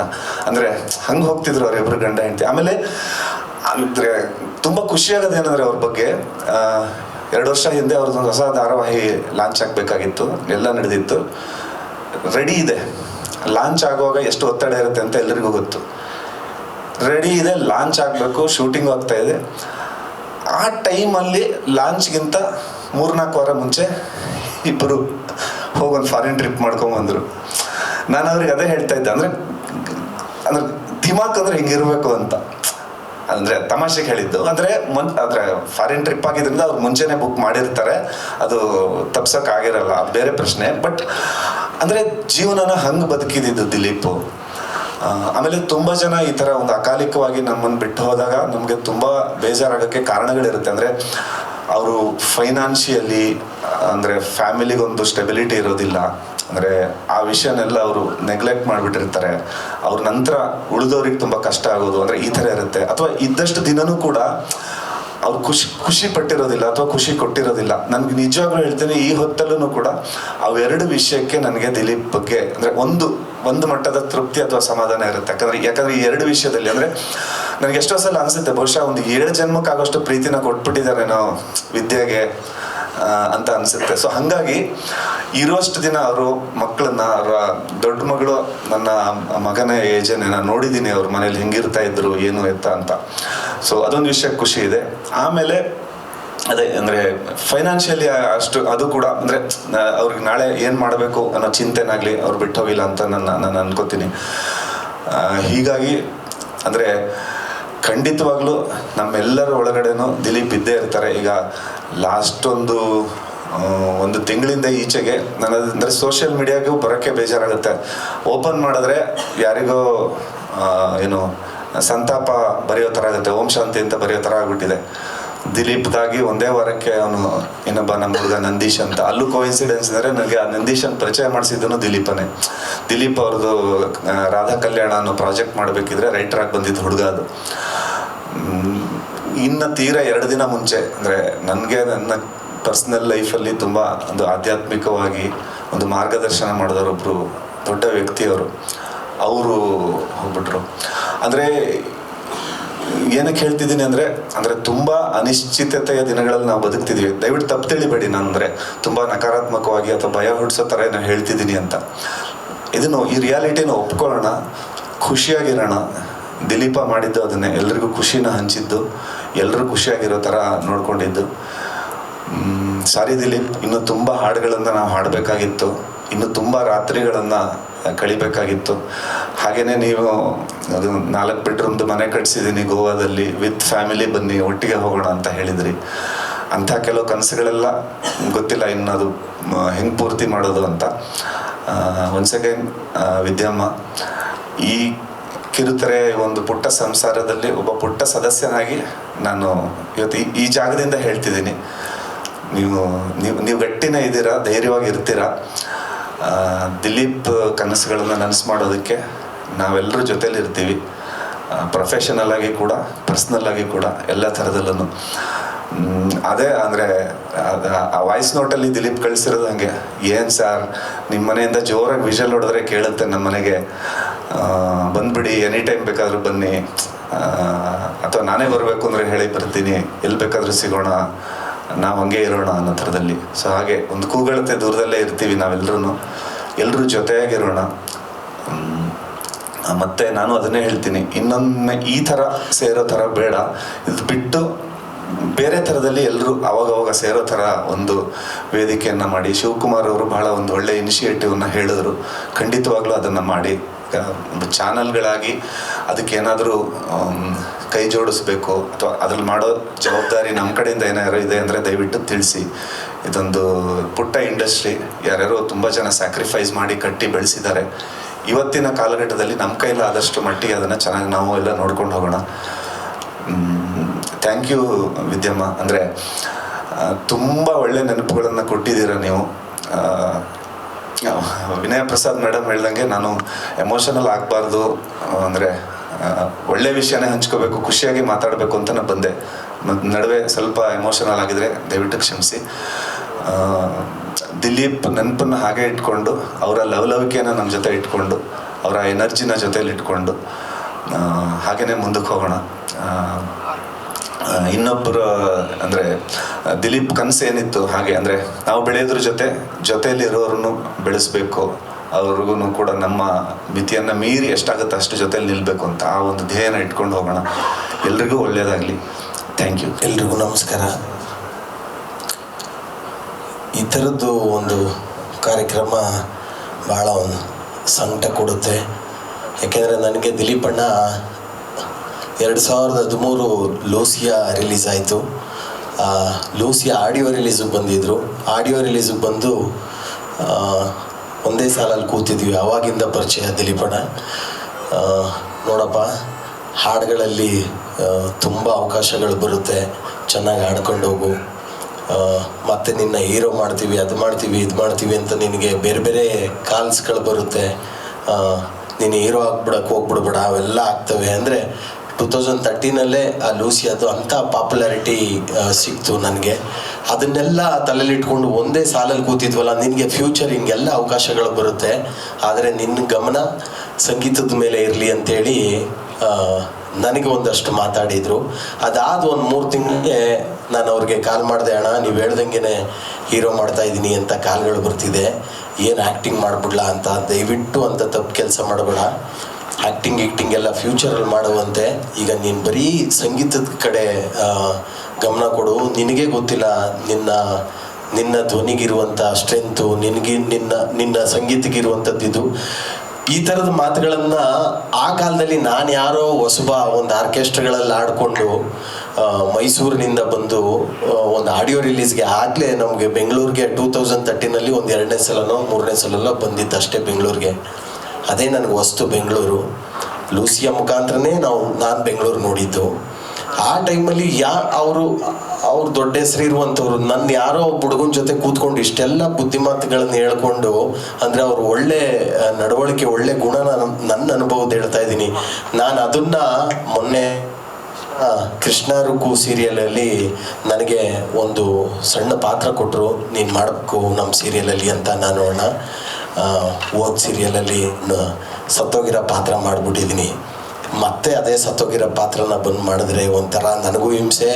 ನಮ್ಮಮ್ಮ ಓದ್ ಸೀರಿಯಲ್ ಸಾಯಿಸಿರೋದಕ್ಕೆ ಬೈತ ಕೂತವ್ರೆ, ಅಣ್ಣ ಇಲ್ಲೂ ಕರ್ಕೊಂಡು ಬಂದು ಸಾಯಿಸ್ಬಿಟ್ರೆ ಇದಕ್ಕೂ ಬೈತಾರೆ, ದಯವಿಟ್ಟು ಬೇಡಣ ಅಂತ. ಇಲ್ಲ ಬನ್ನಿ ಇದನ್ನು ಮಾಡಿ ಚೆನ್ನಾಗಿರುತ್ತೆ ಅಂದರೆ ಅದ್ರ ಮೇಲೇ ಕತೆ ಟ್ರಾವೆಲ್ ಆಗುತ್ತೆ ಅಂತ ಭಾಳ ಒಂಥರ ಸರಿ ಅಂತ ಕನ್ವಿನ್ಸ್ ಮಾಡಿದ್ರು. ನಾನು ಆಯ್ತಣ್ಣ ಮಾಡ್ತೀನಿ, ಆದರೆ ಒಂದೇ ಒಂದು ನನ್ನ ಕೋರಿಕೆ ಏನಪ್ಪ ಅಂದರೆ, ಈ ಮಾಮೂಲಿ ಫೋಟೋಗೆ ಹಾರ ಹಾಕೋದು, ಡೈಲಿ ಅದನ್ನು ತೋರಿಸೋದು, ಗಂಧದ ಕಡ್ಡಿ ಹಚ್ಚೋದು, ಇದೊಂದು ಮಾಡಬೇಡಿ ಅಣ್ಣ. ಸಿನಿಮಾ ಕನಸು ಇಟ್ಕೊಂಡಿದ್ದೀನಿ ನಾನು, ಸಿನಿಮಾ ಮಾಡಬೇಕು, ಸಿನಿಮಾ ಎಲ್ಲ ಶೂಟಿಂಗ್ ಆಗಿದೆ, ಈಗ ರಿಲೀಸ್ ಆಗ್ತಾ ಇದೆ.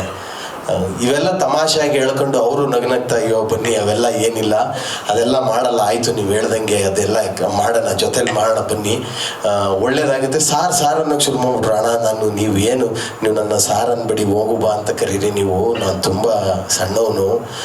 ಹಿಂಗೆ ಶುರುವಾದಂಥದ್ದು. ನನಗೆ ಫಸ್ಟ್ ನೆನಪಾಗಿದ್ದೆ, ಏನಪ್ಪ ನಾನಿವೆಲ್ಲ ಕೇಳ್ಕೊಂಡೆ, ಅಣ್ಣ ಹಿಂಗೆಲ್ಲ ಮಾಡಬೇಡಿ, ಸೀರಿಯಲಲ್ಲಿ ಹಿಂಗೆಲ್ಲ ಇದು ಮಾಡಿಕೊಡ್ಬೇಡಿ.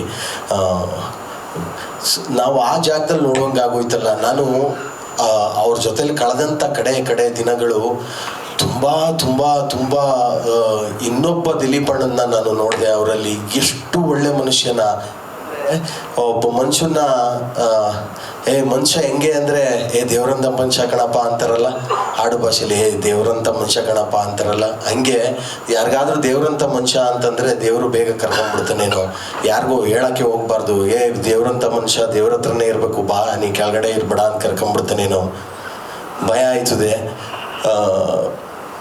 ಯಾವಾಗಲೂ ಒಳ್ಳೆಯದನ್ನು ಬಯಸ್ತಾ, ಒಳ್ಳೆಯದನ್ನು ಅರಸ್ತಾ, ಅಷ್ಟು ಆರಾಮಾಗಿ ಕಲಾವಿದರುಗಳಿಗೆ ಒಬ್ಬ ಸ್ನೇಹಿತನಾಗಿ, ಟೆಕ್ನಿಷಿಯನ್ಸ್ಗಳಿಗೆ ಒಬ್ಬ ಸ್ನೇಹಿತನಾಗಿ, ಹೆಂಡತಿಗೆ ಒಳ್ಳೆ ಗೆಳೆಯನಾಗಿ, ಮಕ್ಕಳಿಗೆ ಒಳ್ಳೆ ತಂದೆಯಾಗಿ, ಎಲ್ಲರಿಗೂ ಒಬ್ಬ ಒಳ್ಳೆ ಮನುಷ್ಯನಾಗಿ ಪರಿಪೂರ್ಣವಾಗಿ ಬದುಕೋದು ಅದೆಲ್ರಿಗೂ ಸಾಧ್ಯವಾಗಿರಲ್ಲ. ಅಂದರೆ ಈ ನಾಟಕೀಯವಾಗಿ ಬದುಕೋದು ಅದು ಬರೀ ಟೆಂಪ್ರವರಿ ಆಗಿರುತ್ತೆ. ಅದು ಒಳಗಡೆ ಇದ್ದರೆ ಮಾತ್ರ ಅದು ಸಂಪೂರ್ಣವಾಗಿ ಆ ಥರ ಬದುಕೋಕ್ಕಾಗೋದು. ಹಂಗೆ ನಮ್ಮೊಳಗೆ ಒಬ್ಬ ಪರಿಪೂರ್ಣ ಮನುಷ್ಯನಾಗಿ ಇದ್ದು ನಮ್ಮನ್ನೆಲ್ಲ ಬಿಟ್ಟು ದೂರ ಹೋಗಿದ್ದಾರೆ ಅಂದರೆ ಅದು ತುಂಬ ಕಷ್ಟ ಆಗುತ್ತೆ.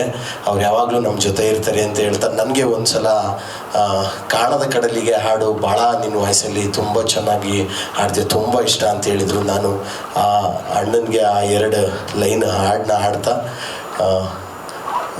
ಎಲ್ರಿಗೂ ಒಳ್ಳೇದಾಗಲಿ. ಆದರೆ ಸರ್ ಹೇಳಿದ್ದು, ಒಬ್ಬರು ಡಾಕ್ಟ್ರ್ ಹೇಳಿದ್ದು, ನಾವು ಈ ಥರದ ಕಾರ್ಯಕ್ರಮಗಳಾಗಬಾರ್ದು, ನಾವು ಎಚ್ಚೆತ್ಕೊಬೇಕು, ಆರೋಗ್ಯ ಕಾಪಾಡ್ಕೊಬೇಕು, ಮುನ್ನೆಚ್ಚರಿಕೆ ವಹಿಸಬೇಕು. ನಮ್ಮ ಕೆಲಸದ ಒತ್ತಡಗಳು ಬೇಕಾದಷ್ಟು ಇರ್ತವೆ. ಏನೇ ಒತ್ತಡಗಳಿದ್ರೂ ಅದನ್ನು ಆ ಒತ್ತಡಗಳನ್ನು ಸೀಮಿತವಾಗಿ ಇಟ್ಕೊಂಡು ಬರೀ ನಾವು ಹುಟ್ಟಿರೋದೇ ಬರೀ ಕೆಲಸ ಮಾಡೋಕ್ಕಲ್ಲ, ನಮಗೋಸ್ಕರ ಏನೋ ಹುಟ್ಟಿರ್ತೀವಿ. ಕೆಲಸ ಪಾರ್ಟ್ ಆಫ್ ಲೈಫ್ ಅಷ್ಟೇ. ಅದು ಬರೀ ಕೆಲಸ ಅನ್ಕೊಂಡು ಹೋದ್ರೆ ನಮಗೆ ಗೊತ್ತಿಲ್ದಂಗೆ ಅವು ನಮ್ಮ ಮೇಲೆ ಏನೋ ಒತ್ತಡ ಏರ್ಕೊಂಡು ಯಾವತ್ತೂ ಒಂದಿನ ಈ ಥರದ್ದೆಲ್ಲ ಆಗ್ತಾ ಇರುತ್ತೆ. ನಮ್ಮ ಆರೋಗ್ಯನ ಕಾಪಾಡ್ಕೊಳ್ಳೋಣ. ಸರಿ ಹೇಳ್ದಂಗೆ ಯಾವುದೆರಡು ಮಾತ್ರೆ ಹೇಳಿದ್ರಲ್ಲ, ಅವನ ಜೊತೆಲಿ ಇಟ್ಕೊಂಡು ನಮ್ಮ ಆರೋಗ್ಯನೂ ಕಾಪಾಡ್ಕೊಳ್ದ, ಕೆಲಸನ ಎಂಜಾಯ್ ಮಾಡ್ತಾ ಒಂದಷ್ಟು ದಿನಗಳ ಕಾಲ ಕಲಾ ಸೇವೆ ಮಾಡುವಂಥದ್ದು. ಇಲ್ಲಿ ಚಾನೆಲ್ಗಳ ಕೆಲಸ ಮಾಡೋರು ಕಲಾವಿದರುಗಳು ಸಾಕಷ್ಟು ಜನ ಇದ್ದೀರ. ಒಂದು ಸೇವೆ ಮಾಡೋ ಅವಕಾಶ ಬಂದಿದೆ. ಆ ಅವಕಾಶನ ಎಂಜಾಯ್ ಮಾಡ್ತಾ ಮಾಡೋಣ ಅಂತ ಹೇಳ್ತೀನಿ. ಹಾಗೆ ವಿದ್ಯಾ ಮೇಡಮ್ ಅವರು ನಾನು ಇವತ್ತಿನ ತನಕ ನಮಗೆ ದಿಲೀಪ್ ಅಣ್ಣ ಅಂದರೆ ಏನು, ನಾವು ಸೆಟ್ಟಲ್ಲಿ ಅಷ್ಟು ದಿನ ಖುಷಿಯಾಗಿ ಒಂದು 3 ತಿಂಗಳು ಅವ್ರ ಕಾಲ ಕಳೆದ್ವಿ ಅವ್ರ ಜೊತೆಲಿ. ನನಗೆ ಆ ಮುಖ ಮಾತ್ರ ಇರಲಪ್ಪ, ನಾನು ಆ ಮುಖ ನೋಡೋಕ್ಕೆ ನಂಗೆ ಇಷ್ಟ ಇಲ್ಲ ಅಂತ ನಾನು ಅವತ್ತಿಂದ ನೋಡೋಕ್ಕೆ ನನಗೆ ಯಾವುದೇ ನಾನು ಇಮಿಡಿಯೇಟ್ ಅದನ್ನು ಹೇಳ್ಬಿಡ್ತಿದ್ದೆ. ವಿದ್ಯಾ ಮೇಡಮ್ಗೆ ಅಷ್ಟು ನಿಂತಿದೆ, ಶಕ್ತಿ ಇದೆ ಅವ್ರಿಗೆ. ಎಲ್ಲವನ್ನು ತಡೆದು ಮುನ್ನುಗ್ಗುವಂಥದ್ದಿದೆ. ದೇವರು ಆ ಶಕ್ತಿ ಕೊಡಲಿ ಅಂತ ಕೇಳ್ಕೊಂತೀನಿ ಮೇಡಮ್. ಧೈರ್ಯವಾಗಿರಿ ಮೇಡಮ್. ಅಂದರೆ ಇಲ್ಲಿ ನಮ್ಮ ಟೀಮ್ಗೆ ಯಾರಿಗೂ ಒಂಥರ ಇವತ್ತು ಮಾತಾಡೋದಕ್ಕೇ ಇಷ್ಟ ಇರಲಿಲ್ಲ. ಯಾಕಂದರೆ ಆಲ್ಮೋಸ್ಟ್ ನಾವೆಲ್ಲರೂ ಸೇರಿಕೊಂಡಾಗ ಜೀ ಕನ್ನಡಕ್ಕೆ ನಾವೆಲ್ಲ ತುಂಬ ಚಿಕ್ಕವರು. ಸೊ ದಿಲೀಪ್ ಸರ್ ಮನೆಯಲ್ಲಿ ಒಂಥರ ಚಿಕ್ಕ ಮಕ್ಕಳಾಗಿ ಬಂದು ಅವ್ರ ಮನೆ ಮಕ್ಕಳ ಥರ ಆಡಿ, ಸೊ ಅವ್ರ ಜೊತೆಗಿದ್ದು, ಸೊ ಹಂಗಿದ್ದಿದ್ರಿಂದ ಅಂದರೆ ನನಗಾಗಲಿ ಅಥವಾ ನಮ್ಮ ಫಿಕ್ಷನ್ ಚೇತನ್ಗಾಗಲಿ ಅಥವಾ ಅಭಿಗಾಗಲಿ ಯಾರಿಗೂ ನಮಗೆ ಏನು ಮಾತಾಡಬೇಕು ಅನ್ನೋದು ಅಂದರೆ ಗೊತ್ತಿಲ್ಲ. ಅಂದರೆ ಡೇ ಟು ಡೇ ಬೇಸಿಸಲ್ಲಿ ಅಂದರೆ ದಿಲೀಪ್ ಸರು, ನಾನು, ವಿದ್ಯಮ್ಮ ಅಂದರೆ ಯಾರು ನಮ್ಮ ಫೋನ್ ರೆಕಾರ್ಡ್ ತೆಗೆದ್ರೆ ದಿನದಲ್ಲಿ ಒಂದು ಮಿನಿಮಮ್ ಅಂದರೆ ಒಂದು 20-25 ಕಾಲ್ ಹೋಗಿರೋದು. ಸೊ ಅವತ್ತು ಬೆಳಗ್ಗೆ ನಾವೆಲ್ಲ ಇದಕ್ಕೆ ಹೋಗಿದ್ವಿ, ನಾವು ಜೀ ಕನ್ನಡ ಹೋಲ್ ಟೀಮ್ ನಾವು ಕೋಲ್ಕತ್ತಾಗೆಲ್ಲ ಹೋದಾಗ ಟೇಕ್ ಆಫ್ ಆಗೋ ಟೈಮಲ್ಲಿ ನನಗೆ ನಮ್ಮ ದೀಪಕ್ ಅವ್ರು ಕಾಲ್ ಮಾಡಿದ್ರು, ದಿಲೀಪ್ ಸರ್ಗೆ ನಾವು ಹುಷಾರಿಲ್ಲ, ಒಂಚೂರು ಅವ್ರ ಮನೆಗೆ ಹೋಗಿ ಬನ್ನಿ ಅಂತ. ಅಂದರೆ ನಾವಿಬ್ಬರು ಹತ್ತಿರ ಇದ್ದಿದ್ದರಿಂದ ಅವ್ರು ಹೇಳಿದರು. ಹೋಲ್ ಫ್ಲೈಟಲ್ಲಿ ನಮ್ಗೆ ಅದೇ ಏನೋ ಒಂಥರ ಒಳಗೊಳಗೆ ಭಯ, ಏನಾಗಿದೆ ಅಂತ. ಏನಾಗಿರಲ್ಲ, ಅವ್ರಿಗೇನಾಗುತ್ತೆ ಅನ್ನೋ ಥರ ಅಂದ್ಕೊಂಡಿದ್ವಿ. ಬಟ್ ಇಳಿದ ತಕ್ಷಣ ನಮ್ಗದು ಗೊತ್ತಾಗಿದ್ರಿಂದ ಇವತ್ತವರೆಗೂ ನಮಗೆ ಅದೊಂದು 2.5 hour journey is most painful journey of my life. ಅಂದರೆ ಅದು ಏನಾಗಿದೆ ಅಂತ ಗೊತ್ತಿಲ್ಲ, ಕ್ಲಾರಿಟಿ ಇಲ್ಲ, ಬಟ್ ಒಳಗಡೆ ಏನೋ ಅನ್ನಿಸ್ತಾ ಇದೆ. ಯಾಕಂದರೆ ನಾನು ದಿಲೀಪ್ ಸರ್ ಆಲ್ಮೋಸ್ಟ್ ಅದಕ್ಕೂ ಮುಂಚೆ 4 ತಿಂಗಳು ಒಟ್ಟಿಗೆ ಇದ್ದೀವಿ. ಅಂದರೆ ಅವ್ರ ಮನೇಲೇ ಊಟ, ಅವ್ರ ಮನೇಲೇ ಎಡಿಟಿಂಗು, ಕೆಳಗಡೆ ದಿನ ರಾತ್ರಿ ಅವ್ರ ಮನೇಲೇ ಇರ್ತಿದ್ವಿ. ಎಡಿಟಿಂಗ್ ಮುಗಿಯೋದೇ ರಾತ್ರಿ 12-12:30 ಆಗಿರೋದು. ಅದಾದಮೇಲೆ ಸ್ಕ್ರೀನ್ ಪ್ಲೇ ಡಿಸ್ಕಷನ್ನು, ನೆಕ್ಸ್ಟ್ ಡೇ ಶೂಟಿಂದು. ಅದಾದಮೇಲೆ ಡೈಲಾಗ್ ಬರೋದು, ಡೈಲಾಗನ್ನು ಕೂತ್ಕೊಂಡು ಇಬ್ಬರು ತಿದ್ದೋದು. ಅಂದರೆ ಇಟ್ಸ್ ಅವ್ರ ಜೊತೆಗಿನ ಜರ್ನಿ ಅನ್ನಂಗೆ ಒಂದು ದೊಡ್ಡ ಪಾಠ. ಅಂದರೆ ಒಂದು ಜೀವನದಲ್ಲಿ ಈ ಟೈಮಲ್ಲಿ ಬಂದು ಹೋದಂಥ ಮಿಂಚಿ ಹೋದಂಥ ದೊಡ್ಡ ಕೋಲ್ಮಿಂಚು ಅವ್ರು ನನ್ನ ಜೀವನದಲ್ಲಿ. ಅಂದರೆ ಈಗ ದಿಲೀಪ್ ಸರ್ ಥರದ ನಿರ್ಮಾಪಕರು ಸಿಗ್ತಾರೆ, ದಿಲೀಪ್ ಸರ್ ಥರದ ನಿರ್ದೇಶಕರು ಸಿಗ್ತಾರೆ, ದಿಲೀಪ್ ಸರ್ ಥರದ ಬರಹಗಾರರು ಸಿಗ್ತಾರೆ, ದಿಲೀಪ್ ಸರ್ದ ನಟನೂ ಸಿಗ್ತಾನೆ. ಆದರೆ ಎಲ್ಲವೂ ಆಗಿದ್ದವರು ದಿಲೀಪ್ ಸರ್. ಆ ಥರ ವ್ಯಕ್ತಿ ಇನ್ನೆಲ್ಲೂ ಸಿಗಲ್ಲ. ಅಂದರೆ ಒಬ್ಬ ಅದ್ಭುತ ನಟ, ಅದ್ಭುತ ನಿರ್ದೇಶಕ, ಅದ್ಭುತ ನಿರ್ಮಾಪಕ, ಅದ್ಭುತ ಬರಹಗಾರ, ಅದ್ಭುತ ಒಂದು ಕಥೆಗಾರ. ಅಂದರೆ ಅವ್ರ ಕಥೆ ನರೇಟ್ ಮಾಡ್ತಾ ಇದ್ರೆ ಅದು ಪಾತ್ರ ಹಾಗೆ ಸ್ಕ್ರೀನಲ್ಲಿ ಹಿಂಗೆ ರೀಲ್ ಹೋದಂಗೆ ಆ ಅನುಭವ ಬರೋದು ನಮಗೆಲ್ಲ. ಅಂದರೆ ನಾವೆಲ್ಲ ಅನ್ಕೋತಿದ್ದೀವಿ ಅಂದರೆ ಅವ್ರ ಥರ ಕತೆ ಹೇಳಬೇಕು, ಅವ್ರ ಥರ ಒಂದು ಇದಾಗಬೇಕು ಅಂತ. ಸೊ ಜೀ ಕನ್ನಡದ ತಂಡ ಅವ್ರ ಮನೆ ಮಕ್ಕಳಿದ್ದಾಗೆ ನಾವು ಯಾವತ್ತೂ ಅಂದರೆ ಡೇ ಟು ಡೇ ಬೇಸಿಸಲ್ಲೇ ಇದಿರ್ತೀವಿ. ನಮಗೂ ಅಷ್ಟೇ ಬೇಜಾರಿದೆ. ಆ್ಯಂಡ್ ಅಷ್ಟೇ. ಆ್ಯಕ್ಚುಲಿ ದಿಲೀಪ್ ಅಂತ ಹೇಳಿದಾಗ ಮುಖದಲ್ಲಿ ಸ್ಮೈಲ್ ಬರುತ್ತೆ. ನನಗೆ I am not able to digest Dileep ಇಲ್ಲ ಅಂತ. 1-2 ನೆನಪುಗಳನ್ನ I want to share with all of you. ಈ ETV ಟು ಕಲರ್ಸ್ ಕನ್ನಡ ಜರ್ನಿನಲ್ಲಿ ದಿಲೀಪ ತುಂಬ ಕ್ರಿಟಿಕಲ್ ಪಾರ್ಟ್ ಆಗಿದ್ದ. ಅಂದರೆ ಕಾರ್ತಿಕ್ ನಾನು ಚಿತ್ರಾಪರಂ ಟೀಮಲ್ಲಿದ್ವಿ. ಆ್ಯಂಡ್ ಸಡನ್ನಾಗಿ ಒಂದಿನ ದಿಲೀಪ್ ಆಫೀಸ್ಗೆ ಬ್ಯಾಗ್ ಎಲ್ಲ ಹಾಕ್ಕೊಂಡು ಫಸ್ಟ್ ಟೈಮ್ ಸ್ಕೂಲ್ ಮಕ್ಕಳು ಬಂದ ಜೆ.ಡಿ ನಾನು ಫಸ್ಟ್ ಟೈಮ್ ಕೆಲಸ ಮಾಡ್ತಿರೋದು ಹಿಂಗೆ, ನಾನು ಕೆಲಸ ಮಾಡಿಲ್ಲ ಜೆ.ಡಿ ಅಂತ. ಅವ್ನು ಲ್ಯಾಪ್ಟಾಪ್ ಹಿಂಗೆ ತೆಗೆದುಬಿಟ್ಟು ಕಾರ್ತಿಕ್ ಇದು ಹೆಂಗೆ ಆಪ್ರೇಟ್ ಮಾಡೋದು ಹೇಳಿ ಅಂತ. So the excitement Dileep had, ಒಂದು ಲ್ಯಾಪ್ಟಾಪ್ ಆಪ್ರೇಟ್ ಮಾಡೋ ವಿಷಯ ಆಗಲಿ, ಒಂದು ಫುಲ್ ಸ್ಕೂಲ್ ಮಕ್ಕಳು ಥರ ಬ್ಯಾಗ್ ಹಾಕೊಂಡು ಬರ್ತಿದ್ದ ಆಫೀಸ್ಗೆ. ಆ್ಯಂಡ್ ಕಾರ್ತಿಕ್ ಅವ್ರ ಮೊದಲೇ ಫುಲ್ ಫೇರ್ ಆಗಿದ್ದಾರ, ಟೆನ್ಷನ್ ಆದರೆ ಕೆಂಪಗಾಗ್ಬಿಡ್ತಾರೆ ಕಾರ್ತಿಕ್. ನಾನು ಯಾವಾಗಲೂ ಕೂಗಾಡ್ತಾ ಇದ್ದೆ, ದಿಲೀಪ ಐಸ್ ಕೋಲ್ಡ್ ಅಂದರೆ ನಮ್ದು ಯಾವುದೋ ಈವೆಂಟ್ ಶುರು ಆಗಬೇಕು, ಏನೂ ರೆಡಿ ಇಲ್ಲ, ಕಾರ್ತಿಕ್ ಟೆನ್ಷನ್, ನಾನು ದಿಲೀಪ್ ಇದೆಲ್ಲ ಆಗುತ್ತೆ, ತಲೆ ಕೆಡ್ಸ್ಕೊಬೇಡಿ ಅಂತ. So he's to be so cool about it. ಅಂದರೆ ಯಾವ್ದ್ರ ಬಗ್ಗೆನೂ ಟೆನ್ಷನ್ ತೊಗೊತಾ ಇರಲಿಲ್ಲ. ಆ್ಯಂಡ್ ನಮ್ಮಿಬ್ಬರು ಆಪೋಸಿಟ್, ತುಂಬ ಆಪೋಸಿಟ್. ದಿಲೀಪ ತುಂಬ calm, he's to be extremely calm. Very recent actually ಇವಾಗ ಮಾತಾಡ್ತಿದ್ವಿ ಕಾರ್ತಿಕ್. ಸೊ ನಮ್ಮದೊಂದು ಟೀಮ್, ನಾವು ಇಷ್ಟು ಜನ ಒಟ್ಟಿಗೆ ETV ಕಲರ್ಸ್ ಮಾಡಿ ಅದನ್ನು ತುಂಬ journey, we have travelled a journey. Subbu, Karthik, ನಾನು, ದಿಲೀಪ, ನಾವೊಂದು 4 ಜನ ತುಂಬ ಕೆಲಸ ಮಾಡಿದ್ದೀವಿ. ಐ ಥಿಂಕ್ ಎಲೆಕ್ಷನ್ 2014-15 ಆ ಟೈಮಲ್ಲಿ ಎಲೆಕ್ಷನ್, ಆ್ಯಂಡ್ ಎಲ್ಲ ಕಡೆ ಎಲ್ಲ ಬಾರ್ ಆ್ಯಂಡ್ ರೆಸ್ಟೋರೆಂಟ್ಸ್ ಎಲ್ಲ ಕ್ಲೋಸ್ ಮಾಡಿದೆ. ದಿಲೀಪ ಫೋನ್ ಮಾಡಿ ಬನ್ನಿ ಒಂದು ಜಾಗ ಕರ್ಕೊಂಡು ಹೋಗ್ತೀನಿ ಅಂತ. ಇಷ್ಟೋ ಲೇಔಟಲ್ಲಿ ಯಾವುದೋ ಒಂದು ಬಾರ್ ಕ್ಲೋಸ್ ಆಗಿರೋದನ್ನ ಓಪನ್ ಮಾಡಿಸಿ ನಾವು 5 ಜನ ಕೂತ್ಕೊಂಡು ಎಷ್ಟು ನಕ್ಕಿದ್ದೀವಿ. And we all made a promise saying okay ನಾವು ತಿಂಗಳಿಗೊಂದ್ಸಲ ಹಿಂಗೆ ಸೇರಬೇಕು ಅಂತ. ಆ್ಯಂಡ್ ಇವತ್ತಿಗೂ ಸೇರಿಲ್ಲ ನಾವು. ಆ್ಯಂಡ್ ಅದು ಯಾರು ಬರ್ದಿರೋ ಲೈಫ್ ಇಷ್ಟೇ. ಐ ಡೋಂಟ್ ಥಿಂಕ್ ನಾವು ತುಂಬ ಪ್ಲ್ಯಾನ್ ಮಾಡಬಾರ್ದು ಅಂತ ದಿಲೀಪನ್ನ ನೋಡ್ಕೊಳ್ತೆ. ಆ್ಯಂಡ್ ಒನ್ ಥಿಂಗ್, ನನಗೆ Dileep smile never be able to forget. ನನ್ನ ಪರಿಚಯ ದಿಲೀಪ ಆ್ಯಕ್ಚುಲಿ ನನ್ನ ತಂದೆ ನಾಟಕದ ಕಂಪನಿಯಿಂದ, ಅಂದರೆ ಅವರು ನಟರಂಗನಲ್ಲಿ ಸೃಜನ್, ದಿಲೀಪ್, ನನ್ನ ಅಕ್ಕ ಸ್ನೇಹ ಇವರೆಲ್ಲ ಆ್ಯಕ್ಟ್ ಮಾಡಿ ಬಂದಿರೋದು. ಸೊ ಒಂಥರ ನನಗೆ ಫ್ಯಾಮಿಲಿ ಮೆಂಬರ್. ಮೇನ್ ನನಗೆ ETVನಲ್ಲಿ ಒಂದು ದೊಡ್ಡ ಕೆಲಸ ಆಯಿತು. ಏನು ಅಂದರೆ ಅಲ್ಲಿರೋ ಹೆಣ್ಮಕ್ಳೆಲ್ಲ ಬರೋರು, ನಾನು ದಿಲೀಪನ ಜೊತೆ ಕ್ಲೋಸ್ ಅಂತ, ನನಗೆ ಅವ್ರ ಮೇಲೆ ಕ್ರಶ್ ಇದೆ ಅನ್ನೋದು, ಅವ್ರ ಮಗಳು ವಯಸ್ಸಿದೆ ನಿಮಗೆ ಅಂತ. ಸೊ ಒಂದಿಷ್ಟು ಜನ ಹೆಣ್ಮಕ್ಳಿಗೆ ಇಲ್ಲ ದಿಲೀಪನ ಮೇಲೆ ಕ್ರಶ್ ಮಾಡ್ಕೊಳಂಗಿಲ್ಲ ಅಂತ. So that was my duty in ETV. So I shared a great relationship with Dilip. Very recently ನಾವು ಶಟ್ಲ್ ಆಡಿದ್ವಿ TV ಕ್ಲಬ್ಬಲ್ಲಿ, ವಿ ಪ್ಲೇಡ್ ಶಟ್ಲ್. ಅದಾದಮೇಲೆ ಕಾರಲ್ಲೇ ಕೂತು ಅವ್ರ ಮನೆ ಆಚೆ we had a drink. And ಮನೆಗೆ ಬನ್ನಿ ಅಂತ ತುಂಬ ಫೋರ್ಸ್ ಮಾಡಿದ್ರು. ಇನ್ಫ್ಯಾಕ್ಟ್ ವಿದ್ಯಾ ಮೇಡಮ್ ಫೋನೆಲ್ಲ ಮಾಡಿಕೊಟ್ರು, ಇನ್ನೊಂದ್ಸಲಿ ಬರ್ತೀನಿ ದಿಲೀಪ್ ಅಂದೆ. ಬಟ್ ಐ ನೆವರ್ ಎಕ್ಸ್ಪೆಕ್ಟೆಡ್ ಆ ರೀತಿ ಆ ಮನೆಗೆ ಹೋಗ್ತೀನಿ ಅಂತ. I really miss you Dilip.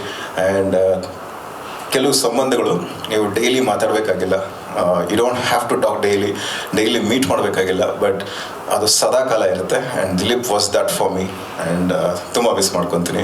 ಯಾವಾಗಲೂ ಹೇಳೋರು ಅಂದರೆ 50ಕ್ಕೆ ರಿಟೈರ್ಡ್ ಆಗಬೇಕು, ಸಾಕು ಸರ್, ಎಂಜಾಯ್ ಮಾಡಬೇಕು ಅಂತ ಯಾವಾಗಲೂ ಹೇಳೋರು. ಆ್ಯಂಡ್ ಪ್ರತಿ ಸರಿ ವಿದ್ಯಾಗೆ ಹೇಳ್ತಾ ಇರ್ತೀನಿ, ಪ್ರೊಡಕ್ಷನ್ ಎಲ್ಲ ಸಾಕು, ರಾಮನಗರದಲ್ಲಿ ಇರ್ತೀನಿ, ರಾಮನಗರದಿಂದ ಅಪ್ ಆ್ಯಂಡ್ ಡೌನ್ ಮಾಡ್ತೀನಿ ಅಂತ ಹೇಳೋರು. ಕೇಳಲ್ಲ ವಿದ್ಯಾ ಮ್ಯಾಮ್ ಹೇಳೋರು, ಅಂದರೆ ಏನು ಸರ್ ನೋಡಿ ಕಮಿಟ್ಮೆಂಟ್ಸು ಮಾಡಬೇಕು, ಏನಾದರೂ ಮಾಡಬೇಕಲ್ಲ, ಕೇಳಲ್ಲ ಇವನು ಅಂತ ಹೇಳೋರು ಯಾವಾಗಲೂ. ಅಂದರೆ ಅದೇ ನಗು ಮುಖ, ಟೆನ್ಷನ್ ತಗೊಳ್ಳದೇ ಇರೋದು. ಆ್ಯಂಡ್ ಒಟ್ಟಿಗೆ ಕೆಲಸ ಮಾಡಿದಾಗ ಪ್ರೊಡಕ್ಷನ್ ಮಾಡಬೇಕು ಅಂತ ಆಸೆ ಇತ್ತು. ಆಮೇಲೆ ಒಟ್ಟಿಗೆ ಒಂದು ಅವ್ರದ್ದು ಆ್ಯಕ್ಚುಲಿ ಈಗ ಧೃತಿ ಕ್ರಿಯೇಷನ್ಸ್ ಅಂತಿದೆ, ಮೊದಲು ಮೈಲ್ ಸ್ಟೋನ್ ಕ್ರಿಯೇಷನ್ಸ್ ಅಂತ ಶುರು ಮಾಡಿದ್ರು. ಅದು ಶುರು ಮಾಡಿ ಒಂದು ಪ್ರೊಡಕ್ಷನ್ ಶುರು ಮಾಡಿದಾಗ ಎಲ್ರಿಗೂ ಒಂದು ಸಕ್ಸಸ್ ಬೇಕು ಅಂತಿರುತ್ತೆ.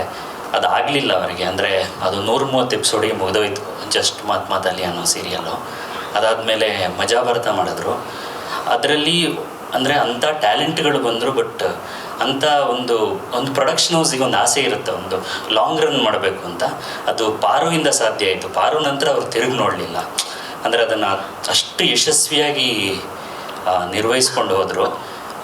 ಬ್ಯಾಡ್ಮಿಂಟನ್ ಆಡಿದ್ದೀವಿ, ಜೊತೆಗೆ ಕೂತಿದ್ದೀವಿ, ಮಾತಾಡಿದ್ದೀವಿ, ಹರಟಿದ್ದೀವಿ.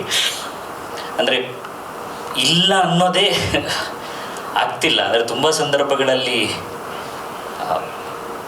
ಇಟ್ ಈಸ್ ನನ್ನ ಪರ್ಸ್ನಲ್ ಲೈಫಲ್ಲಿ ನನಗಾಗಿರೋ ಫಸ್ಟ್ ಲಾಸು. ಅಂದರೆ ಇಷ್ಟು ಹತ್ತಿರದಲ್ಲಿ ಒಂದು ಸಾವನ್ನು ಅಥವಾ ಹಿಂಗೊಂದು ಬೆಳಿಗ್ಗೆ ಯಾರು ಇರಲ್ಲ ಕೇಳಿದ್ದೀವಿ, ಓದಿದ್ದೀವಿ, ಏನೋ ಒಂದು ಬರೆದಿರೋದು ಕೇಳಿರೋದು ಎಲ್ಲ ಇದೆ. ಬಟ್ ಜೊತೆಗಿದ್ದವ್ರು ಹೋದಾಗ ಏನಾಗತ್ತೆ ಅನ್ನೋದಿದೆಯಲ್ಲ, ಅದು ತುಂಬ ಕಷ್ಟ ಅರಗಿಸ್ಕೊಳ್ಳೋದು. ಅಂದರೆ ಎಲ್ಲ ಆಗಿದ್ದವರು ತುಂಬ ದಿವಸ ಅದು ಥ್ರೂಔಟ್ ಜರ್ನಿ ಇರುತ್ತೆ ನಮಗೆಲ್ರಿಗೂ. ವಿದ್ಯಾ ಮ್ಯಾಮ್ಗೆ ಸ್ಟ್ರೆಂತ್ ಇದೆ ಅದು. ಬಟ್ ದಿಲೀಪ್ ಇಲ್ಲ ಅನ್ನೋದು ಖಂಡಿತ ಅವ್ರಿಗೆ ಥ್ರೂ ಔಟ್ ಇದ್ದೇ ಇರುತ್ತೆ. ಬಟ್ ಕನಸಿತ್ತು ಮ್ಯಾಮ್, ಆ ಕನಸು ಏನು ಅಂತ ನಿಮ್ಗೆ ಗೊತ್ತು. ಕಂಟಿನ್ಯೂ ಮಾಡಿ ಮ್ಯಾಮ್. ಅದಿತಿ ಧೃತಿ ಜೊತೆಗಿದ್ದಾರೆ, ಇಬ್ಬರು ತುಂಬ ಸ್ಟ್ರಾಂಗ್ ಇದ್ದಾರೆ. And loss is always A loss, ಅದನ್ನು ತುಂಬಿಕೊಡೋಕ್ಕಾಗಲ್ಲ. ಜೊತೆಗಿರ್ತಾರೆ ಆ್ಯಂಡ್ ಎಲ್ಲರೂ ಜೊತೆಗಿರ್ತೀವಿ. Thank you. ಎಲ್ರಿಗೂ ನಮಸ್ಕಾರ. ಮೊದಲನೇದಾಗಿ ನಾನು ನಿರ್ಮಾಪಕ ಸಂಘದ ಅಧ್ಯಕ್ಷರು ಮತ್ತು ಪದಾಧಿಕಾರಿಗಳಿಗೆ ಈ ಕಾರ್ಯಕ್ರಮ ಎಷ್ಟು ಜನರ ಮನಸ್ಸನ್ನು ಹಗರು ಮಾಡಿದೆ ಅಂತ ನನಗಿಲ್ಲಿ ಎಲ್ಲರೂ ಮಾತಾಡಿದ್ದನ್ನು ನೋಡಿ ಅನ್ನಿಸ್ತಾ ಇದೆ. ನಿಮಗೆ ಅಭಿನಂದನೆಗಳು ಸರ್. ಯಾಕಂದರೆ ನಮ್ಮ ಪ್ರತಿಯೊಬ್ಬರ ಮನಸ್ಸಿನಲ್ಲೂ ತುಂಬ ನೋವು ತುಂಬಿಕೊಂಡಿದ್ವಿ, ಅದನ್ನು ಹೊರಗೆ ಹಾಕೋದಕ್ಕೊಂದು ಅವಕಾಶ ಇರಲಿಲ್ಲ. ಮೊದಲನೇದಾಗಿ ನನ್ನ ಸ್ನೇಹಿತ ದಿಲೀಪ್ನ ಆತ್ಮಕ್ಕೆ ಶಾಂತಿ ಸಿಗಲಿ, ಮತ್ತು ಮೇಡಮ್ ನಿಮಗೆಲ್ಲ ಆ ಧೈರ್ಯ ಕೊಡಲಿ ಅಂತ ಭಗವಂತನ ಕೇಳ್ಕೊತೀನಿ. ನಾವು ಈಗ ಈ ಡೈಲಿ ಸೋಪ್ ಫಾರ್ಮೆಟ್ ಬಂದ ಮೇಲೆ ತುಂಬ ದೂರ ಆಗಿಬಿಟ್ವಿ ಎಲ್ಲ.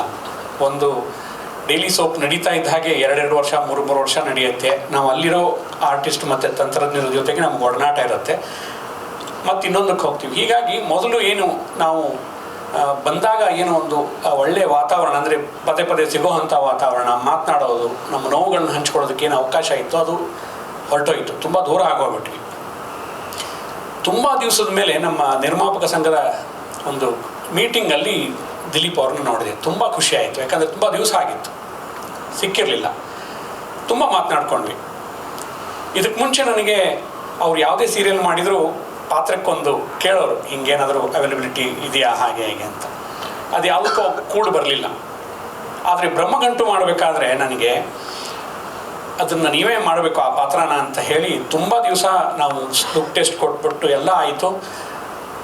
ಒಂದು 3 ತಿಂಗಳು ನಾನು ಕಾದೆ, ಅವರು ಕಾದರು. ಬಟ್ ಅನ್ಫಾರ್ಚುನೇಟ್ಲಿ ಅದು ಪೋಸ್ಟ್ಪೋನ್ ಆಗ್ತಾ ಹೋಯಿತು. ಕೊನೆಗೆ ಅದನ್ನು ಮಾಡೋಕ್ಕಾಗಲಿಲ್ಲ, ಬೇರೆ ಒಪ್ಕೊಂಡಿದ್ದೆ.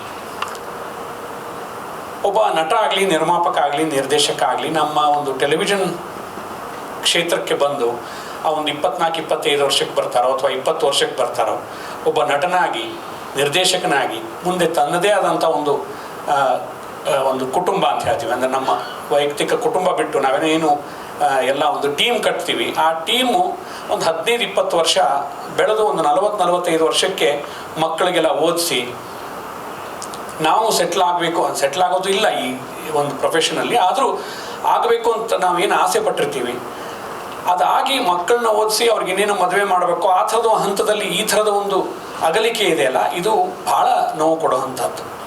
ಯಾಕಂದರೆ ಅಷ್ಟು ವರ್ಷದ ಒಂದು ಶ್ರಮ, ಒಂದು ಕಷ್ಟದ ಜೀವನನ ಮುಂದೆ ನಮ್ಮ ಕಾರ್ತಿಕ್ ಹೇಳಿದಾಗ 50ಕ್ಕೇನೋ ರಿಟೈರ್ಡ್ ಆಗಬೇಕು ಅಂತ ಹೇಳಿದರು ಅಂತ ಅಂದ್ಕೋತೀವಿ ಅಷ್ಟೇ. ನಾವು ರಿಟೈರ್ಡ್ ಆಗಬೇಕು ಸಾಕಪ್ಪ ಅಂತ ಯಾವಾಗೂ ಅನಿಸುತ್ತೆ. ಬಟ್ ನಮ್ಮ ಡೈಲಿ ಒಂದು ರಿಕ್ವೈರ್ಮೆಂಟ್ಸ್ ಆಗಲಿ, ಆಮೇಲೆ ನಮ್ಗೆ ಇದ್ರ ಮೇಲಿರೋ ಒಂದು ವ್ಯಾಮೋಹ, ಒಂದು ಅತಿಯಾದ ಹಂಬಲ ಅದನ್ನು ನಡ್ಸ್ಕೊಂಡು ಹೋಗುತ್ತೆ. ಹೀಗಾಗಿ ಆ ಥರದ ಒಂದು ದೇವರೆಲ್ಲ ಕೊಟ್ಟು ಆ ಸ್ಫುರದ್ರೂಪಿ ಆ ಒಂದು ಹ್ಯಾಂಡ್ಸಮ್, ಅಂದರೆ ನೋಡೋದಾಗಲೇ ಖುಷಿ ಆಗೋದು. ಆ ಕಣ್ಣು, ಮೂಗು, ಆ ಮಾತಿನ ಶೈಲಿ, ಆಮೇಲೆ ತನ್ನನ್ನು ತಾವು ತುಂಬ ಚೆನ್ನಾಗಿ ಕ್ಯಾರಿ ಮಾಡ್ತಿದ್ರು ಅವರು. ಅದನ್ನು ನಾನು ಯಾವತ್ತೂ ಮರೆಯೋದಕ್ಕೆ ಸಾಧ್ಯ ಇಲ್ಲ. ಒಳ್ಳೆಯ ಕ್ರೀಡಾಪಟು, ಒಳ್ಳೆ ಫಿಸಿಕ್ ಬಗ್ಗೆ ಹೆಚ್ಚು ಕಾಳಜಿ ವಹಿಸಿದವರು, ಒಳ್ಳೆಯ ಮನುಷ್ಯ, ಒಳ್ಳೆಯ ಮನಸ್ಸು, 10 ಜನರು ಬೆಳೆಸಿದವರು. ಇಂಥವ್ರಿಗೆ ಈ ರೀತಿ ಆದಮೇಲೆ ಇನ್ನು ಮುಂದೆ ಏನು, ಯಾವ ರೀತಿ ಬದುಕಬೇಕು, ಯಾವ ಥರದ ಇದನ್ನು ಮುಂದೆ ಒಂದು ಯೋಚನೆ ಮಾಡಿಕೊಂಡು ನಾವು ಬದುಕ್ತಿದ್ದೀವಿ ಅಂತ ಅನ್ನೋದೇ ನನಗೆ ಅರ್ಥ ಆಗ್ತಾ ಇಲ್ಲ. ತುಂಬ ನೋವಾಗಿದೆ ನಮ್ಮ ದಿಲೀಪ್ ಇಲ್ಲದೆ ಇರೋದು ಅಷ್ಟೇ. ಇನ್ನೇನು ಅಂದರೆ ಎಲ್ಲರೂ ಹೇಳೋದು ನೋಡಿದರೆ ನನಗೆ ಅಲ್ಲಿ ಮನಸ್ಸು ತುಂಬಿ ಬರ್ತಾಯಿತ್ತು. ಅಂದರೆ ಇಷ್ಟಾದರೂ ಮಾತಾಡ್ತೀನೋ ಇಲ್ವೋ ಅನ್ನೋಷ್ಟು ನನಗೆ ಒಳಗಡೆ ಒತ್ತಡ ಶುರು ಆಗೋಗಿತ್ತು. ಇದೊಂದು ಒತ್ತಡದ ಜೊತೆಗೆ ನಮ್ಮ ಡೈಲಿ ಸೋಪಲ್ಲಿ ನಾವೇನು ಈಗ ನಿರ್ಮಾಪಕರಾಗಿ ಬೇರೆ ಒಂದು ನಡ್ಸ್ಕೊಂಡು ಹೋಗೋವಂಥ ಒಂದು ಏನು ಪರಿ ಇದೆ ನೋಡಿ, ಅದು ಬಹಳ ಕಷ್ಟಕರವಾದದ್ದು. ಎವ್ರಿ ಡೇ ನಾವು ನೋಡೋದಕ್ಕೆ ಹೊರಗಡೆ ನಮ್ಮ ಸುರೇಶ ಹೇಳ್ದಂಗೆ ತುಂಬ ಚೆನ್ನಾಗೇ ಇರುತ್ತೆ, ಎಲ್ಲ ಚೆನ್ನಾಗಿ ಕಾಣುತ್ತೆ. ಬಟ್ ಒಳಗಡೆ ಒತ್ತಡ ನಮ್ಗೆ ಗೊತ್ತಿಲ್ಲದೇ ಅದು ನಮ್ಮನ್ನು ತಿಂತಾ ಇರುತ್ತೆ. ಪ್ರತಿಯೊಂದು ಎವ್ರಿ ಡೇ ಶೂಟಿಂಗ್ ಬೆಳಗ್ಗೆ ಶುರು ಆಗಿ ರಾತ್ರಿ ಮುಗಿಯೋವರೆಗೂ ಅಷ್ಟು ಒತ್ತಡ, ಮತ್ತು ನಾಳಿನ ಚಿತ್ರೀಕರಣದ ಒತ್ತಡ. ಹೀಗಾಗಿ ಭಾಳ ಒತ್ತಡದಲ್ಲಿ ಬದುಕ್ತಾ ಇದ್ದೀವಿ. ಹೇಗೋ ಏನೋ ಒಂದು ಪ್ರಾಣಾಯಾಮನೋ ಯೋಗನೋ ಇನ್ನೇನು, ಯಾಕಂದರೆ ನಮ್ಮ ಕೈಯಲ್ಲಿ ಏನೂ ಇಲ್ಲ. ಇಷ್ಟು ಚೆನ್ನಾಗಿದ್ದವನು ಇವನಿಗೆ ಹಿಂಗಾಗಿದೆ ಅಂತಂದ ಮೇಲೆ ನಾವು ಯಾರಿಗೂ ಏನೂ ಹೇಳೋ ಅನ್ನಷ್ಟು ನಮಗೆ ಯೋಗ್ಯತೆಯೂ ಇಲ್ಲ, ಬುದ್ಧಿನೂ ಇಲ್ಲ, ಏನೂ ಇಲ್ಲ ಅಂತನ್ನೋ ಥರ ಆಗೋಗಿದೆ. ಎಲ್ರಿಗೂ ಒಳ್ಳೇದಾಗಲಿ. ಮೇಡಮ್, ನಿಮ್ಮ ಜೊತೆಗೆ ನಾವೆಲ್ಲ ಇದ್ದೀವಿ, ಧೈರ್ಯವಾಗಿರಿ. Thank you so much. ಎಲ್ರಿಗೂ ನಮಸ್ಕಾರ. ಆ್ಯಕ್ಚುಲಿ ನಾನು ನಿಜವಾಗ್ಲೂ ಏನೂ ಮಾತಾಡೋಕ್ಕೆ ಇಷ್ಟನೇ ಇಲ್ಲ. ಟು ವೆರಿ ಫ್ರ್ಯಾಂಕ್ಲಿ ಹೇಳಬೇಕು ಅಂದರೆ, ಇವನ್ನ ಇಂಡಸ್ಟ್ರಿಗೆ ನಾನೇ ಕರ್ಕೊಂಬಂದಿದ್ದು. ಅವ್ನು ಮಾಡಲ್ಲ ಅಂದ, ಸೀರಿಯಲಲ್ಲಿ ಆ್ಯಕ್ಟ್ ಮಾಡಲ್ಲ ಅಂದ. ನಾನು ಗಲಾಟೆ ಮಾಡಿದೆ. ಅವ್ನು ನಂದಿದ್ದನ್ ಯಾವುದೋ ನಾಟಕದಲ್ಲಿ ಅವನ ಪಾತ್ರ ನೋಡಿದ್ದೆ. ಅವನ್ನ ಗಲಾಟೆ ಮಾಡಿ ಕರ್ಕೊಂಬಂದು ಫಸ್ಟ್ ಟೈಮು ಮೇಕಪ್ ಹಾಕಿ ಹೊಸಪೇಟೆಯಲ್ಲಿ ಶೂಟಿಂಗ್ ಮಾಡಿದ್ದೆ. ಸೊ ಆಗ್ಲಿಂದ ಅವನು ನನಗೆ I don't know, friend, brother ಅಥವಾ ಫ್ಯಾಮಿಲಿ ಮ್ಯಾನ್ ಏನು ಅಂತ ಹೇಳೋಕ್ಕೆ ಗೊತ್ತಿಲ್ಲ ಅವ್ನ relationship. We carried a lot bonding together. ಅವ್ನು ಸೀರಿಯಲ್ ಮಾಡಿರೋದು ಮೋಸ್ಟ್ಲಿ ನಂದೇ ಅನಿಸುತ್ತೆ, ನನಗೆ ಗೊತ್ತಿರೋಂಗೆ. ಕಂಬದ ಮನೆ ಅಂತ ಒಂದು ಸಿಂಗಲ್ ಎಪಿಸೋಡ್ ಉದಯ ಟಿವಿನ DD9 ಮಾಡಿದ್ದಿತ್ತು. ಅದಾದಮೇಲೆ ನಾನು ಜರ್ನಿ ಮಾಡ್ತಿದ್ದಾಗ ಹರಿ ಹೊಟ್ಟೋಗಿದ್ದಾನೆ ಅನ್ಸುತ್ತೆ. ಹರಿ ಮನೆಗೆ ಏನಕ್ಕೂ ಹೋಗಿದ್ದಾಗ ಹರಿ, ಸತೀಶ, ದಿಲೀಪ 3 ಜನ ಕಂಬೈನ್ ಸ್ಟಡೀಸ್ ಮಾಡ್ತಿದ್ರು. ಇವತ್ತು ನಾನು ಕಾರಲ್ಲಿ ಬರುವಾಗ ಐ ಫೆಲ್ಟ್ ಸೋ ಬ್ಯಾಡ್. ಇದೇ ಪಕ್ಕದ ರೋಡಲ್ಲಿ 3 ಜನ ಕೂತ್ಕೊಂಡು ಓದ್ತಾ ಇದ್ರು ಸತೀಶನ ಮನೆಯಲ್ಲಿ. ಅವತ್ತು ದಿಲೀಪನ್ ನೋಡಿದೆ, ನೀನೇನೋ ಇಲ್ಲಿ ಅಂದೆ. ಆಮೇಲೆ 3 ಜನ ಕ್ಲಾಸ್ಮೇಟ್ಸ್ ಅಂತ ಗೊತ್ತಾಯ್ತು. So he became more closer to me because Hari was working with me. And I think Dileepa first time ನಾನು ಭೇಟಿ ಮಾಡಿದ್ದು ಐ ಥಿಂಕ್ 17-18 ಇಯರ್ಸ್ ಓಲ್ಡ್. ಅವನು ಡಿಗ್ರಿನೂ ಮುಗಿಸಿರ್ಲಿಲ್ಲ, 2 ಡೈಲಿ ಸೋಪ್ ಮುಗಿಸಿದ್ದ. ಆಮೇಲೆ then I was working for a company. Then ಅದನ್ನು ಬಿಟ್ಟು ನಾವೇ production house start ಮಾಡಿದಾಗ ವಿನೋ ಹೊರಟರು. ಮುಕ್ತ ಮಾಡ್ತಿದ್ವಿ. ಮುಕ್ತ ಅಲ್ಲಿ ಒಂದು ಕ್ಯಾರೆಕ್ಟರ್ ಇತ್ತು, ಅದನ್ನು ಅಜಿತ್ ತಂಡೆ ಮಾಡಿದ್ರು. ಆ ಕ್ಯಾರೆಕ್ಟರ್ನ ನಾನು ದಿಲೀಪನ್ ಮಾಡು ಅಂತ ಕೇಳಿದ್ದೆ. ದಿಲೀಪ ಮಾಡ್ತೀನಿ ಅಂದ. ಆಮೇಲೆ ಒಂದು ಆಪ್ಷನ್ ಇಟ್ಟೆ, ನಾನು ಇನ್ನೊಂದು ಸೀರಿಯಲ್ ಮಾಡ್ತಾಯಿದ್ದೀನಿ ಮಳೆಬಿಲ್ಲು ಅಂತ, ಅದರಲ್ಲಿ ಒಂದು ರೋಲ್ ಇದೆಯೋ, ನೀನೇ ಕರೆಕ್ಟ್ ಅದಕ್ಕೆ ಅಂದೆ. ಏನು ರೋಲು ಅಂದ. ನೀನೊಂದು ಹೆಂಗ್ಸ್ನ ಲವ್ ಮಾಡ್ತೀಯ ಅಂದ. ಅವ್ನು ಈ ಥರ ರೋಲ್ ನನಗೆ ಸಜೆಸ್ಟ್ ಮಾಡ್ತೀರಾ ಅಂದ. ಇಲ್ಲ ಇದನ್ನು ಯಾರೂ ಮಾಡೋಕ್ಕಾಗಲ್ಲ, ನೀನು ಒಬ್ಬನೇ ಕಣ ಅದನ್ನು ಮಾಡೋಕ್ಕಾಗೋದು ಅಂದ. Then he did that role. ಆ ಸೀರಿಯಲ್ಲು ಇವತ್ತವರೆಗೂ ಇಟ್ಸ್ ಎ ಮೈಲ್ ಸ್ಟೋನ್. ನಮ್ಮ ಕಂಪನಿಯಲ್ಲಿ ಇಟ್ಸ್ ಎ ಮೈಲ್ ಸ್ಟೋನ್. ಇವತ್ತು ನನಗೆ ಯಾವಾಗಲಾದರೂ ತುಂಬ ಏನೋ ಒಂದು ಬೇರೆ ಸೀನ್ಸ್ ಎಲ್ಲ ನೋಡಿರ್ತೀನಿ. ಇವಂದು ಮೇಘನ್ ಜೊತೆ ಒಂದು ಸೀನ್ ಇತ್ತು, ಮೇಘನ್ ಅಡಿಗರ್ ಜೊತೆ. ಅವಳು ಪ್ರೆಗ್ನೆಂಟ್ ಆಗಿರ್ತಾಳೆ. ಇವನು ಮನೆಗೆ ಬರ್ತಾನೆ. ಮನೆಗೆ ಬಂದಾಗ ಅವರಿಬ್ಬರದ್ದು ಒಂದು ಜಗಳ ನಡೆಯುತ್ತೆ. ಜಗಳದಲ್ಲಿ she says I am pregnant ಅಂತ. ಇಬ್ಬರು ಮಾತೇ ಇಲ್ಲ. ಸೀನು 13 ನಿಮಿಷ ಪರ್ಫಾರ್ಮ್ ಮಾಡಿದ್ರು. Is such a great artist. ನನ್ನ ಬ್ಯಾನರ್ಗೆ ಇಬ್ಬರು ಮೈಲ್ ಸ್ಟೋನ್ ಅನ್ನು ಹೇಳ್ತೀನಿ ಯಾವಾಗಲೂ. ಒಂದು ಸಿ ಅಶ್ವಥ್ ಸರ್, ಅವ್ರ ಟೈಟಲ್ ಸಾಂಗ್ಸ್ ನಮ್ಮ ಭೂಮಿಕಾ ತಂಡನ ಒಂದು ಮೈಲ್ ಸ್ಟೋನ್ ಆಗಿ ತೊಗೊಂಡೋಗಿ ನಿಲ್ಲಿಸ್ತು. ಇನ್ನೊಂದು ದಿಲೀಪ ನನ್ನ ಜೊತೆ ಇದ್ದ. ನಾನು ಎಲ್ಲ ಸೀರಿಯಲಲ್ಲೂ ಒಂದಲ್ಲ ಒಂದು ಅವನಿಗೆ ಅಂತಾನೆ ಸ್ಕ್ರಿಪ್ಟ್ ಬರೀತಿದ್ವಿ ಅನಿಸುತ್ತೆ, ನನಗೆ ಗೊತ್ತಿಲ್ಲ ಅದು. Like such a fantastic artist. And I don't want to talk anything more about him. And one more thing I want to tell you Vidya, Dileepa ಇವರಿಷ್ಟು ಜನ ಮಾತಾಡಿದ ಸುಳ್ಳು. ಆ್ಯಕ್ಚುಲಿ ನಾನು ಸುಮಾರು ಸಾರಿ ಎಷ್ಟೋ ವಿಚಾರಗಳನ್ನ ಮಾತಾಡ್ತಿದ್ವಿ. ಅವ್ನು ಕಾರಲ್ಲಿ ಡ್ರೈವ್ ಮಾಡ್ಕೊಂಡು ಹೋಗ್ತಿದ್ದ, ನಾನೆಲ್ಲ ಹೋಗ್ತಿದ್ದೆ, ಹಿಂಗೆ ಫೋನಲ್ಲಿ ಮಾತಾಡ್ತಿದ್ವಿ. ಅವನ್ನ ನಾನು ಫಸ್ಟ್ ರೇಗಿಸ್ತಿದ್ದೆ when he was in love with Vidya. ಏನೋ ಹೆಂಗೋ ದುಡ್ಡೇ ಇಲ್ವಲ್ಲೋ, ನಿನ್ನ ಹತ್ರನೂ ಇಲ್ಲ, ನಮ್ಮ ಹತ್ರನೂ ಹೆಂಗೋ ನೀನೋ ವಿದ್ಯೆನ ಸಾಕ್ತಿ ಅಂದರೆ, ಇಲ್ಲ ರಾಗಿಕೊಟ್ಟ ದೇವಸ್ಥಾನ ಇದೆಯಲ್ಲ, ಮೇಲೆ ಕೂತ್ಕೊಂಡ್ಬಿಡ್ತೀವಿ ಇಬ್ಬರು ಬಸ್ಸಲ್ಲಿ ಹೋಗಿ. I think 10-12 years back I saw you both coming out of the temple.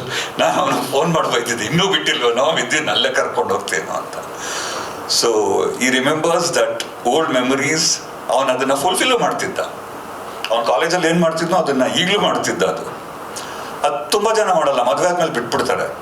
And every time when we use to talk about, ನಾವು ಯಾವತ್ತೂ ಬಿಸ್ನೆಸ್ಸು ಅಥವಾ ಸೀರಿಯಲ್ ಬಗ್ಗೆ ಮಾತಾಡಿಲ್ಲ, ಫ್ಯಾಮಿಲಿ ಬಗ್ಗೆ ಅದು ಇದು ಮಾತಾಡ್ತಿದ್ವಿ. ಅವಾಗ ಯಾವಾಗಲೂ ಹೇಳ್ತಿದ್ದ, ನನಗೆ ಗೊತ್ತಿಲ್ಲ, ಎಲ್ಲರೂ ನಾನು ಗ್ರೇಟು ಅಂತಾರೆ, ನನಗೆ ಬ್ಯಾಕ್ ಬೋನ್ ಅವಳು, ಅವಳು ಇಲ್ಲ ಅಂದರೆ ನಾನೇನು ಇಲ್ಲ ಅಂತಿದ್ದ. That is very true.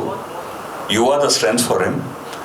ನೀನು ಡಿಪ್ರೆಸ್ ಆಗಬೇಡ, ಲೋ ಆಗಬೇಡ, ನಿನಗೆ ತುಂಬ ಧೈರ್ಯ ಇದೆ. ನಿನ್ನಿಂದನೇ ಇವತ್ತು ದಿಲೀಪ ನಿಂತಿದ್ದು, ಇಷ್ಟು ಜನ ಮಾತಾಡಿದ್ದು.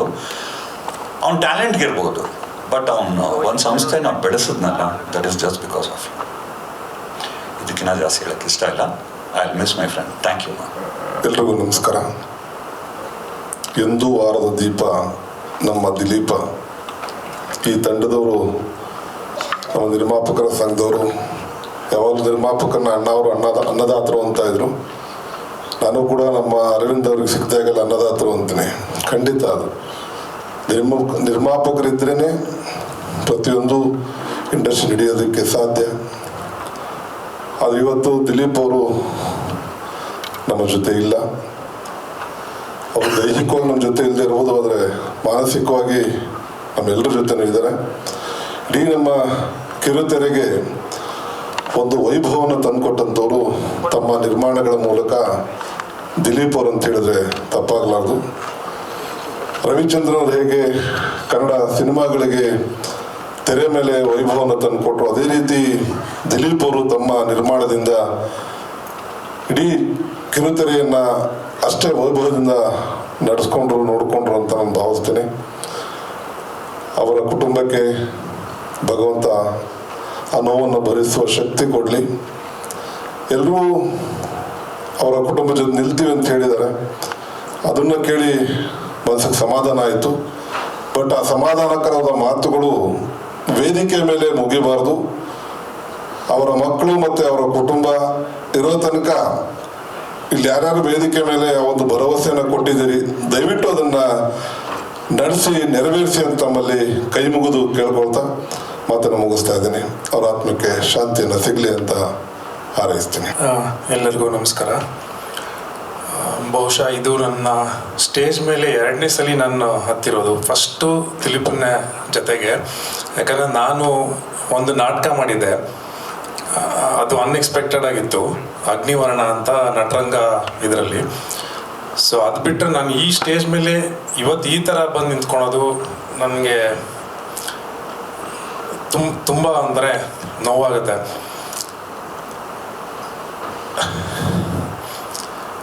ಯಾಕಂದರೆ ನನ್ನ ಅವನ ಸ್ನೇಹ ಇಲ್ಲಿ ಎಲ್ಲರಿಗಿಂತೂ ಜಾಸ್ತಿ ಅಂದರೆ 32 ವರ್ಷದಿಂದ ನಾನು ಅವನು ಕಾಲೇಜ್ ಟೈಮಿಂದ ನಾನು ಅವನು ಅಷ್ಟು ಕ್ಲೋಸ್ ಆಗಿದ್ವಿ. ಇವಾಗ ಕೆಲವ್ರು ಮಾತಾಡಿದ್ರು, ಏನೇನು ಮಾತಾಡಿದ್ರು ಒಂದೊಂದು ವಿಷಯನೂ ನನಗೆ ಗೊತ್ತು. ಅದು ಇವಾಗ ಶ್ರೀನಾಥ್ ಸರ್ ಹೇಳಿದರು, ಕಾರ್ತಿಕ್ ಸರ್ ಹೇಳಿದರು, ಎಲ್ಲ ವಿಷಯ ನನ್ನ ಹತ್ರ ಹಂಚ್ಕೊತಿದ್ದ. ಯಾಕಂದ್ರೆ ನಾನು ಅವನು ಅಷ್ಟು ಕ್ಲೋಸ್ ಆಗಿದ್ವಿ. ಏನೇ ಆಗಲಿ ಅವನು ನನ್ನ ಜೊತೆಗೆ ಇದ್ದ. ಅವನೊಂದು ಸಣ್ಣ ವಿಷಯ ಆದ್ರೂ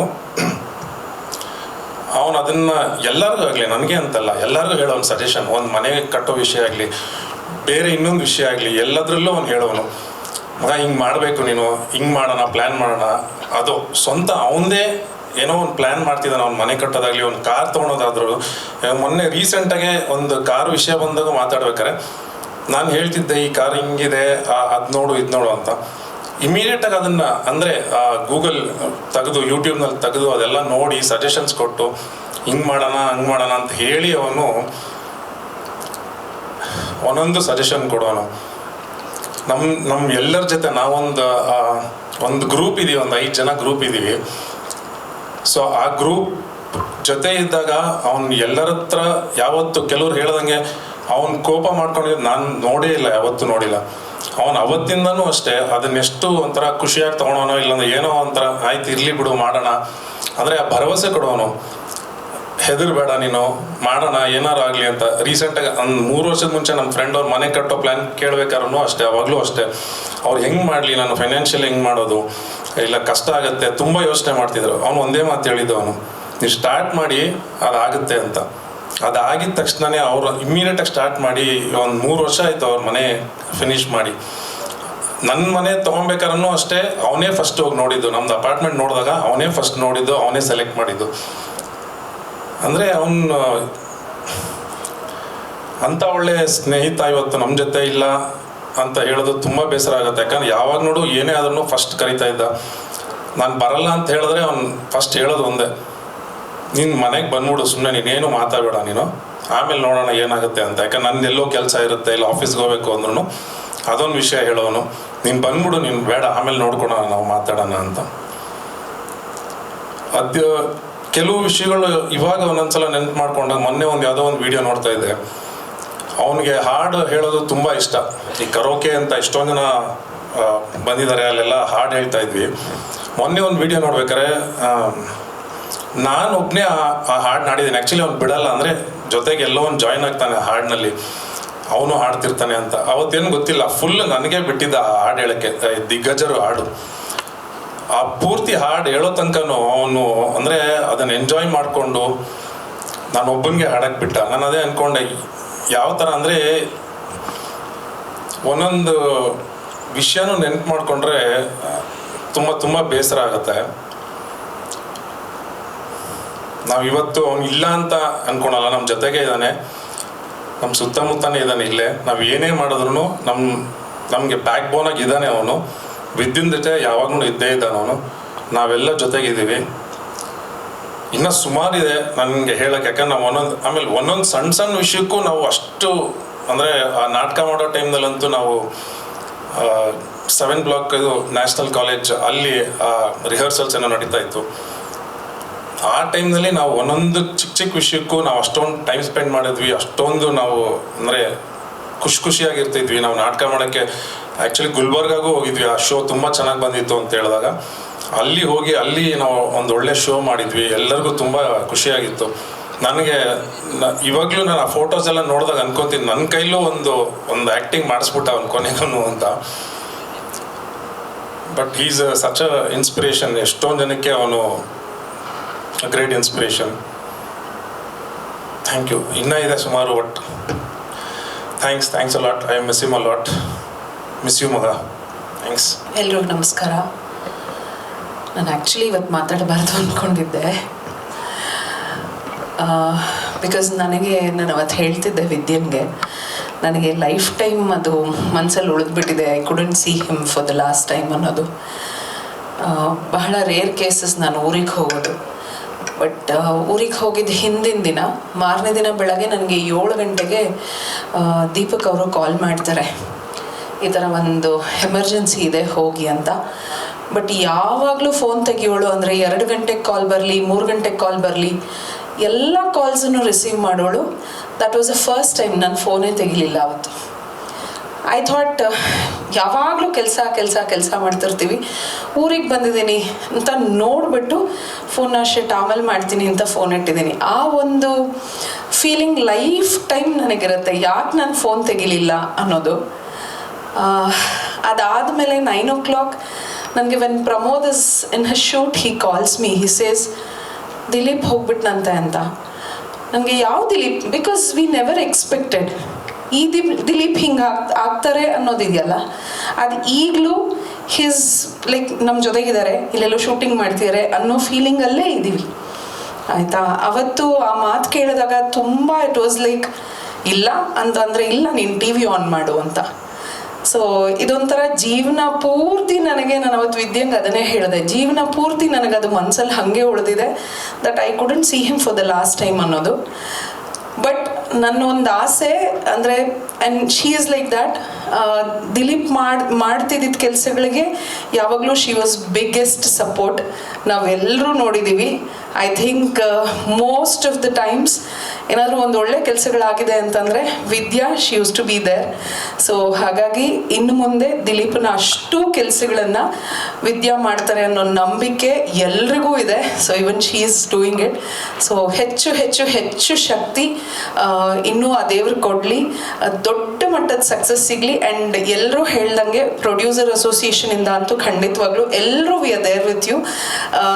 ಯಾವುದೇ ಪ್ರೊಡಕ್ಷನ್ ವಿಚಾರ ಆಗಿರಲಿ ಅಥವಾ ಮತ್ತೊಂದು ಕೆಲಸಗಳಾಗಲಿ, ಅದು ಪರ್ಸನಲ್ ವಿಚಾರಗಳಾಗಿರಲಿ, ಎನಿ ಟೈಮ್ ಏನೇ ಇದಾಗಿರಲಿ, we are there with you. And ಇನ್ನೊಂದು ವಿಚಾರ ನಾನು ನಿಜವಾಗ್ಲೂ ಹಂಚ್ಕೋಬೇಕು. ಆಫ್ಟರ್ ದಿಸ್ ಇನ್ಸಿಡೆಂಟ್ ನಾನು ಪ್ರಮೋದ್ ಹೇಳ್ತಾ ಇದ್ದೆ, I am getting a pain ಅಂತ. I went to the hospital rushing. See, it's a lesson for everybody.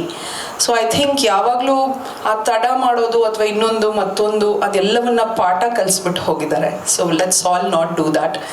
So you all love you Vidya. We are always there with you. ಮತ್ತಷ್ಟು ದೊಡ್ಡ productions ಕೊಡೋದಿದೆ, ಮತ್ತಷ್ಟು ಜನರನ್ನ ಹುಟ್ಟು ಹಾಕೋದಿದೆ. So we are all waiting for that. Love you. ನಂಗೆ ಅವನ ಥರ ಮಾತಾಡೋಕ್ಕೆ ಬರಲ್ಲ, ಬಿಕಾಸ್ ಅವ್ನು ಯಾವತ್ತೂ ನನಗೆ ಈ ಥರ ಮೈಕ್ ಕೊಟ್ಟರೆ ನಾನು ಮಾತಾಡಲ್ಲ ಅಂತ ಹೇಳಿ ನಾನು ವಾಪಸ್ ಕೊಟ್ಬಿಡ್ತಾ ಇದ್ದೆ ಆ್ಯಕ್ಚುಲಿ. ಬಟ್ ಇವತ್ತು ನನಗೆ ತುಂಬ ಖುಷಿ ಆಗ್ತಾ ಇದೆ. ಅಂದರೆ ಇಷ್ಟು ಜನ ಬಂದಿದ್ದೀರಾ, ಇಷ್ಟು ಜನ ಮಾತಾಡ್ತಿದ್ದೀರಾ ಅವನ ಬಗ್ಗೆ.